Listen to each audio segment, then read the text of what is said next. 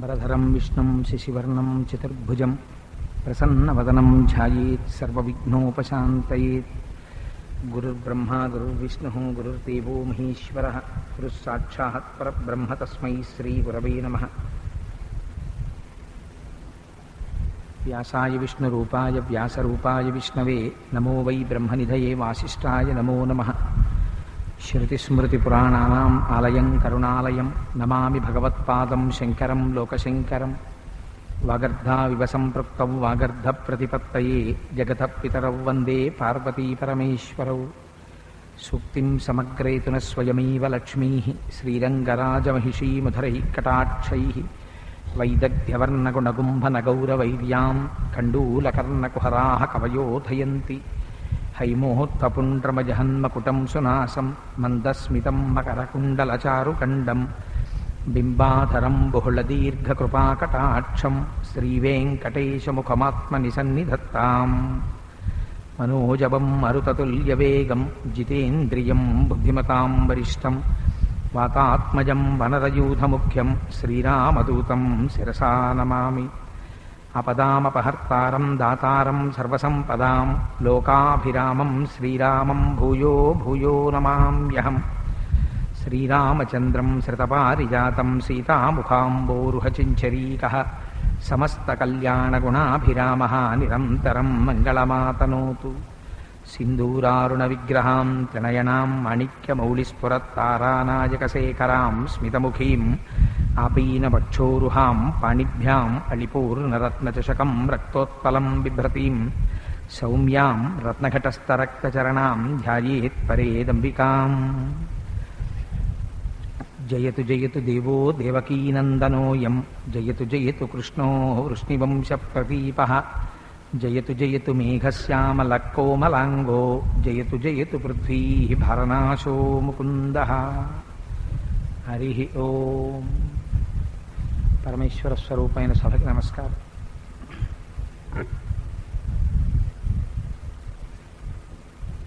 నిన్నటి రోజు కార్యక్రమాన్ని పూర్తి చేసేసరికి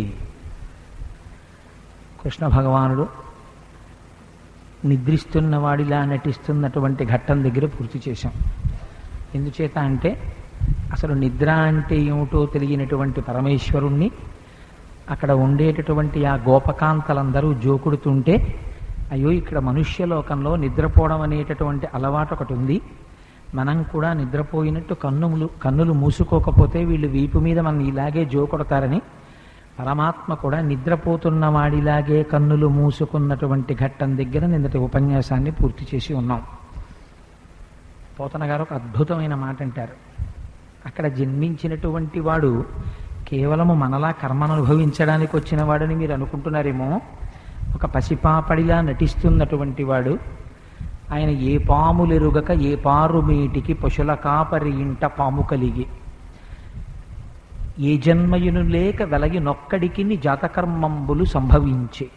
ఏ తల్లి చనుబాలు ఎన్నడెరుగని ప్రోఢ తల్లి యశోద చనుల పాలు త్రవనెరిగే.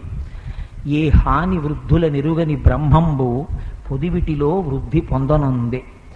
ఏ చదువులనైన ఎలమి పండని పంట వల్లవీజనముల వాడపండే అని ఏ చదువులనైన ఇట్టిట్టెదనరాని అర్ధమవయవముల యందు అందముంది. ఎంత ఆశ్చర్యకరమైన విషయమో చూడండి. ఆయన ఏ పాములెరుగక ఏ పారుమేటికి పశుల కాపరి ఇంట పాము కలిగి అజాయమానో బహుధా విజాయతే అంటుంది శృతి. అసలు ఆయనకి జన్మ ఎత్తవలసినటువంటి అవసరమే లేదు. ఆయన కాలాతీతుడై సర్వకాలముల యందు ఉండేటటువంటి పరమాత్మ కేవలం రాక్షస సంహారం కోసమని, తనని నమ్ముకున్నటువంటి భక్తుల్ని ఉద్ధరించడం కోసమని చిన్ని కృష్ణుడిగా అవతరించాడు. అసలు ఆయనకి జాతకర్మ ఏమిటి, ఆయనకి నామకరణం ఏమిటి, ఆయనకి పేరు పెట్టడం ఏమిటి, ఆయనకి అన్నప్రాశన ఏమిటి, అవన్నీ ఆయనకి ఏం అవసరం లేదు. అటువంటి వాడికి ఇవాళ జాతకర్మ జరుగుతోంది. ఇంకా ఆశ్చర్యం, అసలు ఆయనకి ప్రపంచంలో తల్లి ఏమిటి తండ్రి ఏమిటి, అందరికీ ఆయనే తల్లి ఆయనే తండ్రి. త్వమేవ మాతాచ పితాత్వమేవా త్వమేవ బంధుస్య సఖాత్వమేవా త్వమేవ విద్యా ద్రోణం త్వమేవా త్వమేవ సర్వం మమ దేవదేవ. ఆయనే తల్లి ఆయనే తండ్రి ఆయనే ద్రవ్యం ఆయనే బంధువు ఆయనే స్నేహితుడు ఆయనే సర్వం. అటువంటి వాడు ఇవాళ కేవలము లౌకికముగా ఒక తల్లి కడుపులో గర్భవాసము చేసి బయటికి వచ్చిన పిల్లవాడు తల్లి యొక్క స్తన్యపాసం పానము చేసిన రీతిలో ఆయన కూడా తల్లి యశోద యొక్క ఒడిలో పడుకుని అమ్మ స్తన్యాన్ని గుడుస్తున్నాడు. అందుకని ఏ తల్లి చనుబాలు ఎన్నడెరుగని ప్రోఢ తల్లి యశోద చనుల పాలు త్రవనిరిగి ఏ హాని వృద్ధుల నిరుగని బ్రహ్మంబు పొదివిటిలో వృద్ధి పొందనుంది. ఎంత పొంగిపోతున్నారో పోతన గారు. ఆయనకి హాని ఏమిటి, వృద్ధి ఏమిటి? మనకందరికీ షడ్వికారాలు ఉంటాయి. ఇత పూర్వం లేని పదార్థం ఒకటి జన్మించినది, ఉన్నది, పెరిగినది, మార్పు చెందినది, తరిగినది, నశించినది. ఇవి షడ్వికారాలు. షడ్వికారాలు సమస్త జగత్తుకి ఉంటాయి. కానీ ఈ జగత్తంతా ఎవరి యందు పరిఢవిల్లుతోందో వాడికి మాత్రం అటువంటి వికారాలు ఉండవు. ఏ వికారములు లేనటువంటి వాడు ఇవాళ అమ్మ ఒడిలో పెరుగుతున్నట్టు కనపడుతున్నాడు రోజు రోజుకి. ఏ హాని వృద్ధుల నిరుగని బ్రహ్మంబు పొదివిటిలో వృద్ధి పొందనుంది. ఇంకా చిత్రం, ఏ తపములనైన ఎలమి పండని పంట వల్లవీజనముల వాడ పండే. ఎంత తపస్సు చేసినా మా ఇంట్లో నడయాడు, మా ఇంట్లో ఆడుకో, మా పాలు తాగు, మేం పెట్టిన చద్దెన్నం తిను, మా ఆవుల వెనకాతలు వెళ్ళు, మా దూడల వెళ్ళకాల వెళ్ళు అంటే మాట వినవలసిన అవసరము లేనటువంటి పరమాత్మ ఇవాళ ఏమీ తెలియనటువంటి వాళ్ళు, కుడి చేతికి ఎడం చేతికి భేదం తెలియని వాళ్ళు, తల కడిగితే కాళ్ళు కడుక్కోవడం చేతకాని వాళ్ళు, ఉదయం స్నానం చెయ్యాలనేటటువంటి విషయం కూడా తెలియక సాయంకాలం మాత్రమే స్నానం చేసేటటువంటి అలవాటున్న వాళ్ళు, ఒకరోజు నిలవపెట్టినటువంటి అన్నాన్ని మరునాడు చద్దెన్నం తినేటటువంటి అలవాటున్న వాళ్ళు, ఇంత అమాయకులై కేవలం పశువుల్ని కాసుకుంటూ బ్రతికేటటువంటి జీవన విధానము కలిగినటువంటి గోపకులంలో తాను జన్మించాడు. ఎంత ఆశ్చర్యం ఇది! పోనీ ఎవరో వేదం చదువుకున్నాడు, చాలా కాలం తపస్సు చేశాడు, ఈశ్వర దర్శనం చేశాడు, ఏమో కొంతవరకు ఆయన అదృష్టవంతుడని చెప్పచ్చేమో. ఏం అదృష్టం వీళ్ళ అదృష్టం! నిజంగా ఏ చదువులనైన ఇట్టిట్టిదన రాని అర్ధం అవయవముల యందు అందముంది. ఏమి మాటలండి పోతన గారికి! ఎంత గొప్ప మాటలు! ఎంత చదువుకున్నా, నేను చాలా చదివానండి కాబట్టి బ్రహ్మం గురించి చెప్తాను, చెప్పలేము. అందుకే రామకృష్ణ పరమహంస ఒక మాట అంటారు, ప్రపంచంలో ఎంగిలి తెలియని వస్తువు ఏదో తెలుసా? ఆత్మ వస్తువు ఒక్కటే అన్నారు. ఎందుచేత?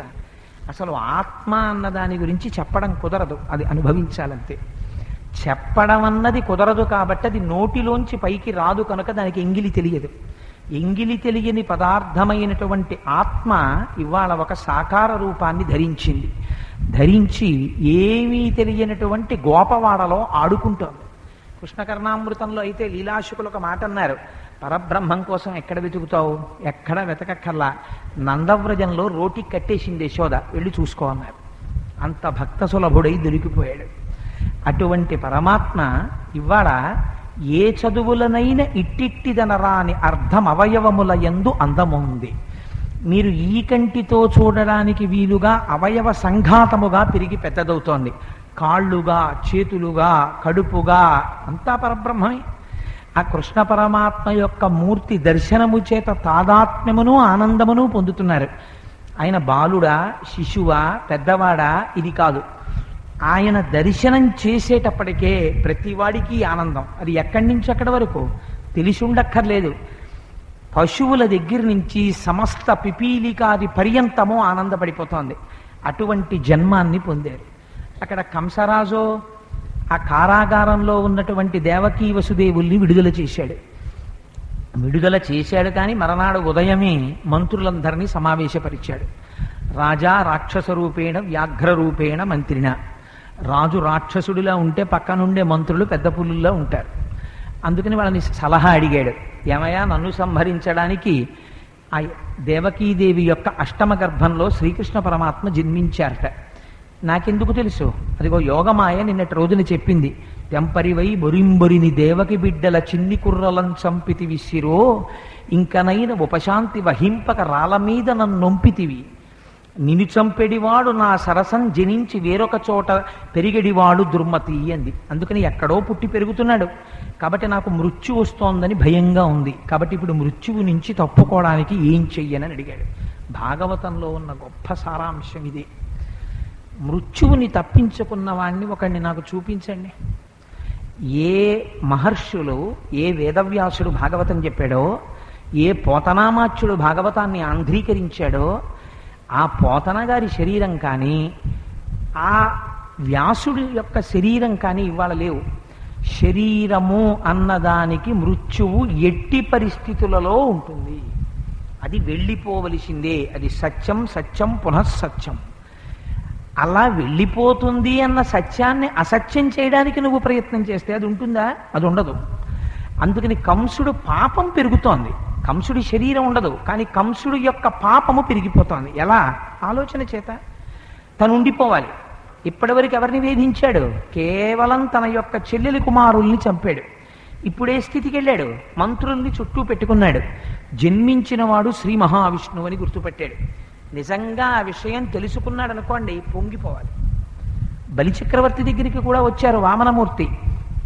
సునృతంబు కాని నుడువదు నా జింహ, బొంకజాల నాకు బొంకు లేదు, నీ తృతీయ పదము నిజము నాశిరమున నెలవు చేసి పెట్టు నిర్మలాత్మ అన్నాడు. శరణాగతి చేసేసాడు. మూడో అడుగు ఎక్కడ పెడతావు? నువ్వు అంతటా వ్యాపించేశావు, నా తల మీద పెట్టన్నాడు. శరణాగతి చేసి తల దింపేశాడు. దింపేస్తే ఆయన ఇచ్చిన వరం ఏమిటో తెలుసా అండి? నువ్వు పాతాళ లోకానికి అధినేతవై ఉండి సావర్ణిమనువు వేళకు దేవేంద్రునకు నితడు దేవతలకు దుర్భాషితమగు నాచోటికి రావింతును అందు మీద రక్షింతుదయన్నన్నాడు.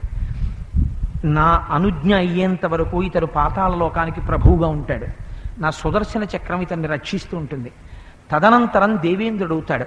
ఆ తదనంతరం ఎవ్వరూ మనస్సులో ఊహించడానికి కూడా వీలు లేనటువంటి సాయుధ్య మోక్షాన్ని పొందుతాడు, నాలో కలిసిపోతాడు. దీనికి శరణాగతి చేస్తే పరమాత్మ అంత వరం ఇచ్చాడు. వీడు శరణాగతి చెయ్యడు. వీడు ఎంతసేపు ఈ శరీరం బ్రతకాలనుకుంటాడు.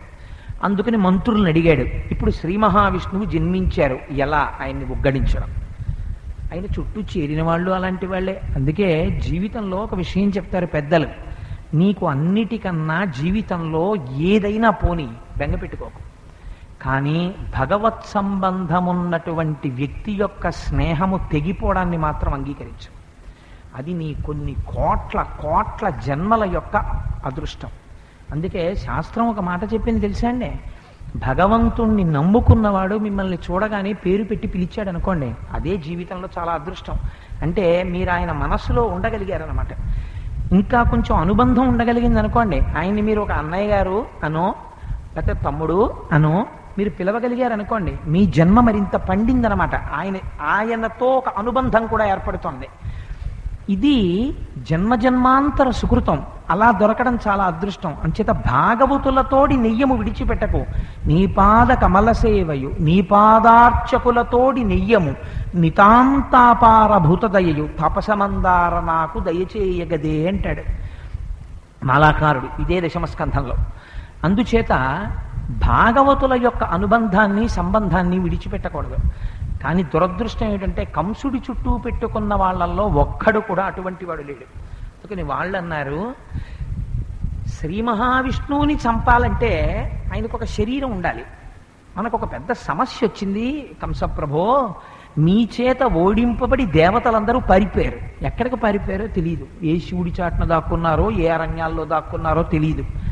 కానీ దేవతలందరూ మాత్రం శ్రీ మహావిష్ణువుని ఆశ్రయించి ఉంటారు రక్షణ నిమిత్తం. వాళ్ళని ఆయన రక్షిస్తాడు. ఆ రక్షించగలిగిన శ్రీ మహావిష్ణువుని మనం మట్టు పెట్టాలి. మట్టు పెట్టడానికి వచ్చిన ఒకే ఒక కష్టం ఏమిటంటే ఆయన ఒక శరీరంతో దొరకడం. ఇదిగో ఇక్కడ ఉన్నాడని పట్టుకోవడం కుదరదు. కానీ ఆయన ఉండే స్థానాలు మాకు తెలుసు. శాంతము, దమము, ఇంద్రియ నిగ్రహము, తపస్సు, సత్యము, శౌచము, గోవులు, యజ్ఞము, యాగము, హరినామ సంకీర్తనము, భక్తి, ఇలాంటివన్నీ ఎక్కడుంటాయో అక్కడ విష్ణు ఉంటారు. కాబట్టి ఇప్పుడు మనం ఏం చేద్దాం? విష్ణు ఉండేటటువంటి స్థానం అన్నది లేకుండా చేసేద్దాం. కాబట్టి ఇప్పుడు ఏం చెయ్యాలి? యజ్ఞ ధ్వంసం చేసేద్దాం, యాగాలు నాశనం చేసేద్దాం. ఎవరు శ్రీహరినామ సంకీర్తనం చేస్తున్నారో అటువంటి వాళ్ళ కుత్తుకలన్నీ కత్తిరించేద్దాం. అమాయకులైనటువంటి పసివాళ్ళని స్వామి రక్షిస్తూ ఉంటారు. ఈ మధ్య ఇప్పుడే పుట్టాడు నాసరసం జనించి ఏంది యోగమాయ, నిన్నటి రోజు పుట్టింది ఆవిడ. కాబట్టి ఇంకా పళ్ళు రానటువంటి పిల్లలు మొత్తం దేశంలో ఎక్కడ ఎంతమంది పుట్టారో అంతమందిని చంపేద్దాం. ఇప్పుడు ఏమైపోయింది? పాపం ఎక్కడి వరకు వెళ్ళిపోతోంది? తను బ్రతకడం కోసం తన చెల్లెలి పిల్లల దగ్గర మొదలు పెట్టినటువంటి వాడి యొక్క ఘాతుకం దేశంలో పుట్టిన పిల్లలందరినీ చంపుతున్నాడు. శిశుహత్య, భ్రూణహత్య, మహాపతివ్రతల్ని పట్ల అపచారంతో ఉండడం, పరదారా గ్రహణం, ఇవన్నీ మహాపాతకాలు. వీటికున్న విచిత్రం ఏమిటంటే అటువంటి మహాపాతకమును చేసినటువంటి వాడికి ఏకకాలమునందు పాపము పుణ్యము రెండూ కలిపి అనుభవించేటటువంటి అదృష్టం ఉండదు. ఎందుచేత గత జన్మలో ఎప్పుడో ఏదో పాపం చేశాడు, ఈ జన్మలో ఏదో ఒక అనారోగ్యంగా ఉంటుంది, ఏదో శరీరంలో షుగరు, కానీ చేసుకున్న పుణ్యం గొప్పది. మూలఘాతి కాదు, శరీరాన్ని ఏం పడగొట్టదు. హాయిగా చక్కగా కుటుంబంలో ఉంటాడు, సుఖంగా ఉంటాడు, భయంకరమైన రోగం ఏమీ పరమాత్మ రానివ్వడు, కానీ కొంచెం ఆ షుగర్ రూపంలో బాధ పెడుతుంటాడు. అంటే ఏకకాలమునందు పుణ్యపాపములు రెండూ కలిపి అనుభవిస్తాడు. కానీ మూలఘాతి ఏది? మహాపాతకం. అటువంటి మహాపాతకం ఎవడు చేస్తాడో అటువంటి వాడి యొక్క శరీరము నిలబడదు, పడిపోతుంది. తదేవ ఫలమన్వేతి ధర్మస్య ధర్మనాశన ప్రాప్తం ధర్మఫలం తావద్భవతా నాత్ర సంశయ. సుందరకాండలో హనుమ చెప్తారు. కాబట్టి తప్పదు రావణ, నీ శరీరం పడిపోతుంది, నువ్వు పరదారాగ్రహణం చేసావు, తీసుకొచ్చావు, శరీరం పడిపోతుంది అంటారు. అందుచేత ఇక్కడ తన శరీరం పడిపోవడానికి కావలసినంత మహాపాతకాన్ని ఇప్పుడు మూట కట్టుకోవాలి కంసుడు. అందుకని ఇప్పుడు ఏమైంది? అనేక మంది శిశువుల హత్య వైపుగా వెళ్ళిపోతోంది బుద్ధి. దీన్ని ఆపగలిగిన స్నేహితుడు పక్కన లేడు. ఇదే ఆయనకు వచ్చిన దరిద్రం. ఒకవేళ నీ బుద్ధి భ్రంశమైన మళ్ళీ మళ్ళీ నిన్ను భగవన్మార్గంలో నడిపించగలిగిన మిత్రుడు. మీరు ఒకటి ఆలోచించండి, రామకృష్ణ పరమహంస ఒక మాట చెప్తుంటారు, ప్రపంచంలో ఎప్పుడూ నిశ్చలంగా ఉండనటువంటి వాటిల్లో ఏనుగు యొక్క తొండము ఒకటి. అది ఎప్పుడూ కూడా ఏనుగు తొండం ఇలా ఉండదు. మన చెయ్యి ఎప్పుడైనా ఇలా పెట్టుకుని ఉంటాం, కానీ ఏనుగు తన తొండాన్ని మాత్రం ఇలా పెట్టి ఉంచదు. ఇలా కదుపుతూనే ఉంటుంది, ఇలా ఏదో గోకుతుంది, ఇలా గోకుతుంది, ఆ చెట్టును పట్టుకుంటుంది, దీన్ని ముట్టుకుంటుంది, దాన్ని ముట్టుకుంటుంది, ఎప్పుడూ కదులుతుంది తొండం. అలా వెళ్ళిపోతూ ఉంటుంది, ఆ పక్కన కనపడిన చెట్టు కొమ్మకి మెలేస్తుంది. కానీ ఆ ఏనుగుని చూసి మనం భయపడం. ఎందుకు భయపడమో తెలుసా అండి? పక్కనే నించుంటాం, ఏమిటి మన ధైర్యం? ఆ ఏనుగు కాల్లో సగం ఉంటాడు మావటాడు. సగం ఉన్నటువంటి మావటి వానికి తనంత తాను లొంగుతుంది ఏనుగు. ఏనుగు తలుచుకుంటే చంపేస్తుంది మావటాన్ని, కాలు కింద పెట్టి తొక్కుతుంది, కానీ తొక్కదు, తానే లొంగిపోతుంది. లొంగిపోయి ఇది తొండం ఎత్తినప్పుడల్లా అంకుశం పెట్టి ఇలా అంటాడు, దింపేస్తుంది, కొమ్మ విరవదు. ఎవరో పిల్లాడు కనపడతాడు, ఇలా ఎత్తుతూ ఉంటుంది, ఇలా అంటాడు, దింపేస్తుంది. చంచలమై భగవన్ విరుద్ధమైన మార్గంలో ప్రవర్తించేటటువంటి మనస్సుని తన వాక్కులనే అంకుశంతో పొడిచి మళ్ళీ దాన్ని ఇటువైపుకి తిప్పగలిగినటువంటి సమర్థత గురువు యొక్క వాక్కుకుంటుంది. అటువంటి సత్పురుషుడితోటి సహవాసము నువ్వు విడిచిపెట్టుకుంటే నువ్వు పాపము వైపుకి వెళ్ళిపోతావు, నీ జన్మ నష్టమైపోతావు. అందుకని ప్రయత్నపూర్వకంగా నీకు నచ్చినా నచ్చకపోయినా వారి మాట, నువ్వు వారితో స్నేహాన్ని కాపాడుకోవాలి. వారి మాటలు ఎప్పుడూ ప్రియంగా ఉండవు, ఎందుకంటే వాళ్ళు నిన్ను పొగడరు. ఇలా చెయ్యకంటారు. అలా చెయ్యకన్నది నీకు బాధగా ఉంది అనిపించి వదిలేసావనుకో పాడైపోతావు. ఈశ్వరానుగ్రహం ఉందనుకో, వాళ్ళతోనే స్నేహం పెరుగుతుంది. పెరిగిందంటే నీకు దైవానుగ్రహం కలుగుతోందని గుర్తు. అది లేదు కంసుడికి. భాగవతం కేవలం వినడానికి కథ కాదండి. కంసుడు ఎందుకు పాడైపోతున్నాడో చెప్తోంది భాగవతం. పక్కన చెప్పేవాడు లేడు, చుట్టూ చేరినటువంటి వాళ్ళు అటువంటి వాళ్ళు ఇంత గొప్ప మాట చెప్పారు కాబట్టి విష్ణు స్థానములు ఎక్కడుంటాయో అవన్నీ నాశనం చేద్దామన్నారు. చాలా సంతోషపడిపోయాడు. మీ అందరూ బయలుదేరి వెళ్ళండి. అందులో పూతన అని ఒక రాక్షసి లేచింది. ఆవిడ బాలఘాతి. ఆవిడకున్న చాలా గొప్ప శక్తి ఏమిటంటే అలా ఊరి మించి ఓసారి ప్రచ్ఛన్న రూపంలో వెళ్ళిపోతుంటుంది, ఎవరికీ కనపడకుండా. ఏ ఇంటిలో శిశువు యొక్క ఏడుపు వినపడినా ఎవరికంటా పడకుండా ఇంట్లోకి వెళ్ళి చూడగలదు. శిశువుల్ని చంపడంలో ఆవిడికి డాక్టరేట్. చాలా బాగా చంపగలదు ఆవిడ, నిశ్శబ్దంగా చంపేస్తుంది. అటువంటి బాలఘాతి అయినటువంటి పూతన బయలుదేరింది. ప్రభు మీరు ఎందుకు బెంగ పెట్టుకుంటారు? నిన్న కదా పుట్టాడు, నేను చంపేస్తాను. శిశువు అన్నవాడు మన దేశంలో ఉండడు, చంపేస్తాను. ఎంత సంతోషపడిపోయాడు. ఇంకా నాకు మృత్యువేది? అమాయకు నిజంగా తెలివైన వాడైతే నా కారాగారంలోనే దొరకలేదు, ఇంకా బయట దొరుకుతాడే అనాలి. అనలా చంపన్నాడు అని సంతోషంగా అంతఃపురంలోకి వెళ్ళిపోయాడు. వీళ్ళందరూ బయలుదేరారు. ఇప్పుడు ఎవరిని చంపాలి? వెదకి వెదకి దైత్యవీరులు సాధు పురుషులను అనప యశము సిరియును ధర్మంబు ఆయువు భద్రంబు ఆర్యహింస వలన అణగిపోదే అన్నారు పోతన గారు. ఈ శ్లోకాలండి ఎర్రసిరాతో రాసి తాతలైనటువంటి వాళ్ళు మనవల్ని సాయంకాలం బాల్కనీలో కూర్చోపెట్టుకుని చిన్న పద్యం నిజంగా మనవలకి చెప్పాలి. రే నాన్న ఈ పద్యం విన్నావా, చూసావా దీంట్లో ఎంత చెప్తున్నారో, జీవితంలో ఎప్పుడూ ఈ పొరపాటు చేయకు. ఏమిటది? వెదకి వెదకి వాళ్ళు ఈయన జోలికి రాలేదు, ఎక్కడో తపస్సు చేసుకుంటున్నాడు, ఎక్కడో ఆయన మానాయన ఉన్నాడు, ఎక్కడో భగవంతుణ్ణి నమ్ముకు తిరుగుతున్నాడు. వీళ్ళు వెతుకుతున్నారు అటువంటి వాడి కోసం. వెతికి వెతికి అటువంటి వాళ్ళని చంపుతున్నారు. ఆ చంపితే పోతన గారు అంటున్నారు ఆ చంపడంతో పాటే ఇవి వెళ్ళిపోతున్నాయన్నారు. ఏవి? యశము, కీర్తి వెళ్ళిపోతోంది. యశస్సు లక్ష్మీదేవి, లక్ష్మి బయటికి నడిచింది, అలక్ష్మి లోపలికి వస్తోంది. యశము వెళ్ళిపోయింది, యశముతో పాటు సిరి వెళ్ళిపోతోంది, ఐశ్వర్యం వెళ్ళిపోయింది. దానితో పాటు ధర్మము వెళ్ళిపోతోంది. అన్నిటికన్నా ప్రమాదం అది. ఏది చేయడము చేత నువ్వు సుఖమును పొందుతావని వేదము చెప్పిందో ఆ వేదమును వేద ప్రమాణమును తిరస్కరించే బుద్ధి వచ్చింది ఇవాళ. అందుకని ధర్మము వెళ్ళిపోయింది. ధర్మము వెంట ఆయుర్దాయము వెళ్ళిపోయింది. ధర్మం వదిలేశాడు, ఆయువు నశించిపోయింది. ఆయువుతో పాటు భద్రము పోయింది. ఇప్పుడు ఈశ్వరుని యొక్క ఆగ్రహానికి లోనవుతాడు, పిడుగుపడచ్చు. ఈశ్వరుని యొక్క అనుగ్రహము లోపిస్తే ప్రకృతి సంబంధమైన ఉత్పాతములు వస్తాయి. దాన్ని ఎవరు ఆపగలరు? ఎవ్వరూ ఆపలేరు. అందుచేత ఎంత గొప్ప మాట చెప్పేశారో చూడండి. పోతన గారు చాలా చిన్న చోట చెప్తారు. పోతన గారి యొక్క రచనలో నాకు చాలా సంతోషం అనిపించే విషయాల్లో చాలా చిన్న పద్యంలో మీరు చాలా తేలికగా అలా ఒక్కసారి చదివితే కంఠాన్ని పట్టుకుంటుంది. అలాంటి పద్యాలు రచించి జీవితాన్ని ఉద్ధరించేస్తారు పోతన గారు. ఈ మాట చెప్తారు. కాబట్టి ఏమవుతోంది? బాహ్యమునందు వాళ్ళు యజ్ఞాలు చేసేవాళ్ళని, యాగాలు చేసేవాళ్ళని, బ్రాహ్మణుల్ని, వేదం చదువుకున్న వాళ్ళని, వేదాన్ని, గోవుల్ని, పవిత్రతని, శౌచాన్ని, సత్యాన్ని, ధర్మాన్ని, న్యాయాన్ని, స్త్రీలని, ఇటువంటి వాటన్నింటినీ నశింపచేస్తున్నారు. పైకి నశించిపోతున్న వాళ్ళెవరు? వాళ్ళే. ఎందుకని? పాపము మూట కట్టుకోవడం ఎక్కువైపోతోంది. అందుకని ఇప్పుడు ఎవరు బయలుదేరారు? ఇవి జరుగుతున్నాయి. పూతన బయలుదేరి ఆవిడ ఒక్కొక్క పల్లె వెళ్ళింది. తిన్నగా ఆవిడ నందవ్రజానికి వచ్చేసింది అనుకోండి, కంసుడి ఖాతాలో పడవలసినటువంటి పాపం తగ్గిపోతుంది. ఎందుకని? ఆవిడే వచ్చేస్తే కృష్ణుడి చేతిలో హతురాలైపోతుంది. అందుకని తిన్నగా ఇక్కడికి రాలేదు. ఆవిడ తలుచుకున్నటువంటి క్షణంలో అనేకమైనటువంటి ఊళ్ళకి వెళ్ళి ఎందరో శిశువుల్ని పరిమార్చింది, చంపింది. చంపిన తరువాత నందవ్రజం మీదకి వచ్చింది. నందవ్రజం మీద తిరుగుతుండగా ఆవిడికి కృష్ణ పరమాత్మ బలరాముడు ఆ ఇంటిలో ఉన్నారన్న విషయాన్ని పసిగట్టింది. పిల్లల యొక్క ఏడుపు వినపడింది. ఆయనకి ఏడుపు ఏమిటి? ఏడిపించడం మొదలెట్టాడు ఆయనే. అందుకని పిలిచాడు. రామావతారంలోనూ మొట్టమొదట తాటకతో బోణి, కృష్ణావతారంలోనూ పూతనతో బోణి. మా స్వామికి అవే బాగా అచ్చొచ్చాయో ఏమిటో మరి. అందుకని ఆవిడ లోపలికి వస్తోంది. వచ్చేటప్పుడు ఒక గమ్మత్తు, పోతన గారు లైవ్ టెలికాస్ట్ ఇస్తాడు. నేను నిన్నటి రోజున మీకు ఒక మాట చెప్పాను. ఎందుచేత అంటే పోతన గారి యొక్క రచనలో వైశిష్ట్యము కానీ భాగవతము యొక్క ప్రధాన ఉద్దేశ్యము మీ మనస్సుకి ఈశ్వరుణ్ణి అందించడం ఆలంబనంగా.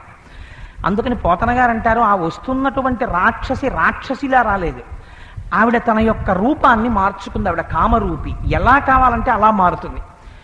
ఆవిడ వర్ణన మీరు భాగవతంలో చదివితే, అంటే నేను ప్రతి ఉపాఖ్యానాన్ని విశేషంగా వర్ణిస్తూ కూర్చుంటే 7 రోజులు పూతనా సంహారమే పడుతుంది కదా. స్ఫురద్గండాభోగ ప్రతిఫలిత తాటంక యుగళం అని శంకరాచార్యులు వారు సౌందర్యలహరిలో రాస్తారు. అంత అందంగా వచ్చింది దాని సాధ్యం కోలాది. దాని తాటంకములు కదులుతుంటే దాని బొగ్గల్లో ప్రతిబింబాలు పడ్డాయి. అంత అందమైన రూపంతో వచ్చింది. ఆవిడ పల్లెటూళ్ళలో నడిచి వెళ్ళిపోతోంది. పల్లెటూర్లలో ఒక గమ్మత్తు ఉంటుంది. అక్కడ ఉండేవి గట్టిగా ఏదో 100 కుటుంబాలు, 50 కుటుంబాలు ఉంటాయి. మీరు కాపవరం వెళ్ళి ఆ రోడ్డు మీద నడుస్తున్నారు అనుకోండి, వాళ్ళు పసిగట్టేస్తారు, వీడి ఊరు కబాడు కాదురా, ఎక్కడి నుంచో వచ్చాడని. అలా అక్కడ నడిచి వెడుతోంది పూతన. ఎలా? శ్రీమమ్ముం వ్రతకంగ చూచుటకొనై శృంగార వేషంబుతో నరుదేనోపునటంచు గోపికలు జింహల్రాక మోహించి తత్పరలై. ఎంత ఆశ్చర్యపోయారంటే వాళ్ళు నిజంగా. శ్రీమమ్ముం వ్రతకంగ చూచుటకొనై శృంగార వేషంబుతో నరుదేనోపునటంచు. అరే రే, కృష్ణుడు పుట్టాడు కదా, మా అదృష్టం కలిసి వచ్చిందిరా. లక్ష్మీదేవి వచ్చింది. ఎంత బాగుంది, ఎంత బాగుంది, వాళ్ళు ఎవరికి నోట మాట రావట్లేదు. ఆవిడ నడిచి వెళ్ళిపోతుంటే తప్పట్లు కొట్టి సౌజ్ఞ చేసి ఇంట్లో వాళ్ళని పిలుస్తున్నారు. చూడండి చూడండి ఆవిడ ఎంత అందంగా ఉందో, అబ్బా పట్టు చీర చూడండి, ఆ నగలు చూడండి, ఏమిటి అలా నడిచి వెళ్ళిపోతుంది, ఎవరింటికి వచ్చింది, ఎవరి బంధువు ఈవిడ అని వాళ్ళల్లో వాళ్ళు మాట్లాడుకుంటున్నారు. ఆవిడ్ని పలకరించిన వాళ్ళు ఎవరూ లేరు. శిరిమమ్ము వ్రతకంగ చూచుటకొనై శృంగార వేషంబుతో నరుదేనోపునటంచు గోపికలు జిగ్మల్రాక మోహించి తత్పరలై చూడ లతాంగిపోయి కనియన్ పర్యంక మధ్యంబునన్ బరు భస్మానల తేజు దుర్జనవధ ప్రారంభకున్ డింబకున్. ఆవిడ వెళ్ళి వెళ్ళి నడుస్తూ అందరూ చూసి ఆశ్చర్యపోతుండగా పూతన నడిచి లోపలికి వెళ్ళి ఆ నందుని యొక్క గృహంలోకి వెళ్ళిపోయింది. వెళ్ళిపోయి ఎవరిని చూసింది? పర్యంక మధ్యంబునంబరు భస్మానల తేజు దుర్జనవధ ప్రారంభకున్ డింబకున్. డింబకుడు చిన్నవాడు. ఈ డింబకున్ అన్న మాట పోతన గారు ప్రార్థనా శ్లోకంలో వేశారు, మళ్ళీ ఇక్కడ వేస్తున్నారు. ఆ చిన్న పిల్లవాడున్నాడే, వాడు ఏమీ తెలియని వాళ్ళ అక్కడ ఉన్నటువంటి ఆ ఉయ్యాలలో అలా పడుకుని ఉన్నాడు. ఎంతున్నాడు? గట్టిగా నా చెయ్యి ఎంత లేడు. ఇంకా ఆయన పుట్టిన 6వ రోజు పాపం అది. ఓ బోసినోరు అలా పడుకుని ఉన్నాడు చక్కగా. ఏమీ తెలియని వాళ్ళ ఆ కళ్ళు చూస్తే ముచ్చట, నుదురు చూస్తే ముచ్చట, జుత్తు చూస్తే ముచ్చట. ఈవిడ లోపలికి వెళ్ళింది, ఆ పిల్లవాడిని చూసింది. ఎంత రాక్షసి అయినా పరమాత్మ దర్శనం పరమాత్మ దర్శనమే కదండి. అష్టమ స్కందంలో పోతన గారు అంటారు, శిఖులున్ ఇక్కడికి ఓ వామన నువ్వు నడిచొస్తుంటే ఆశ్చర్యం ఏమిటో తెలుసా?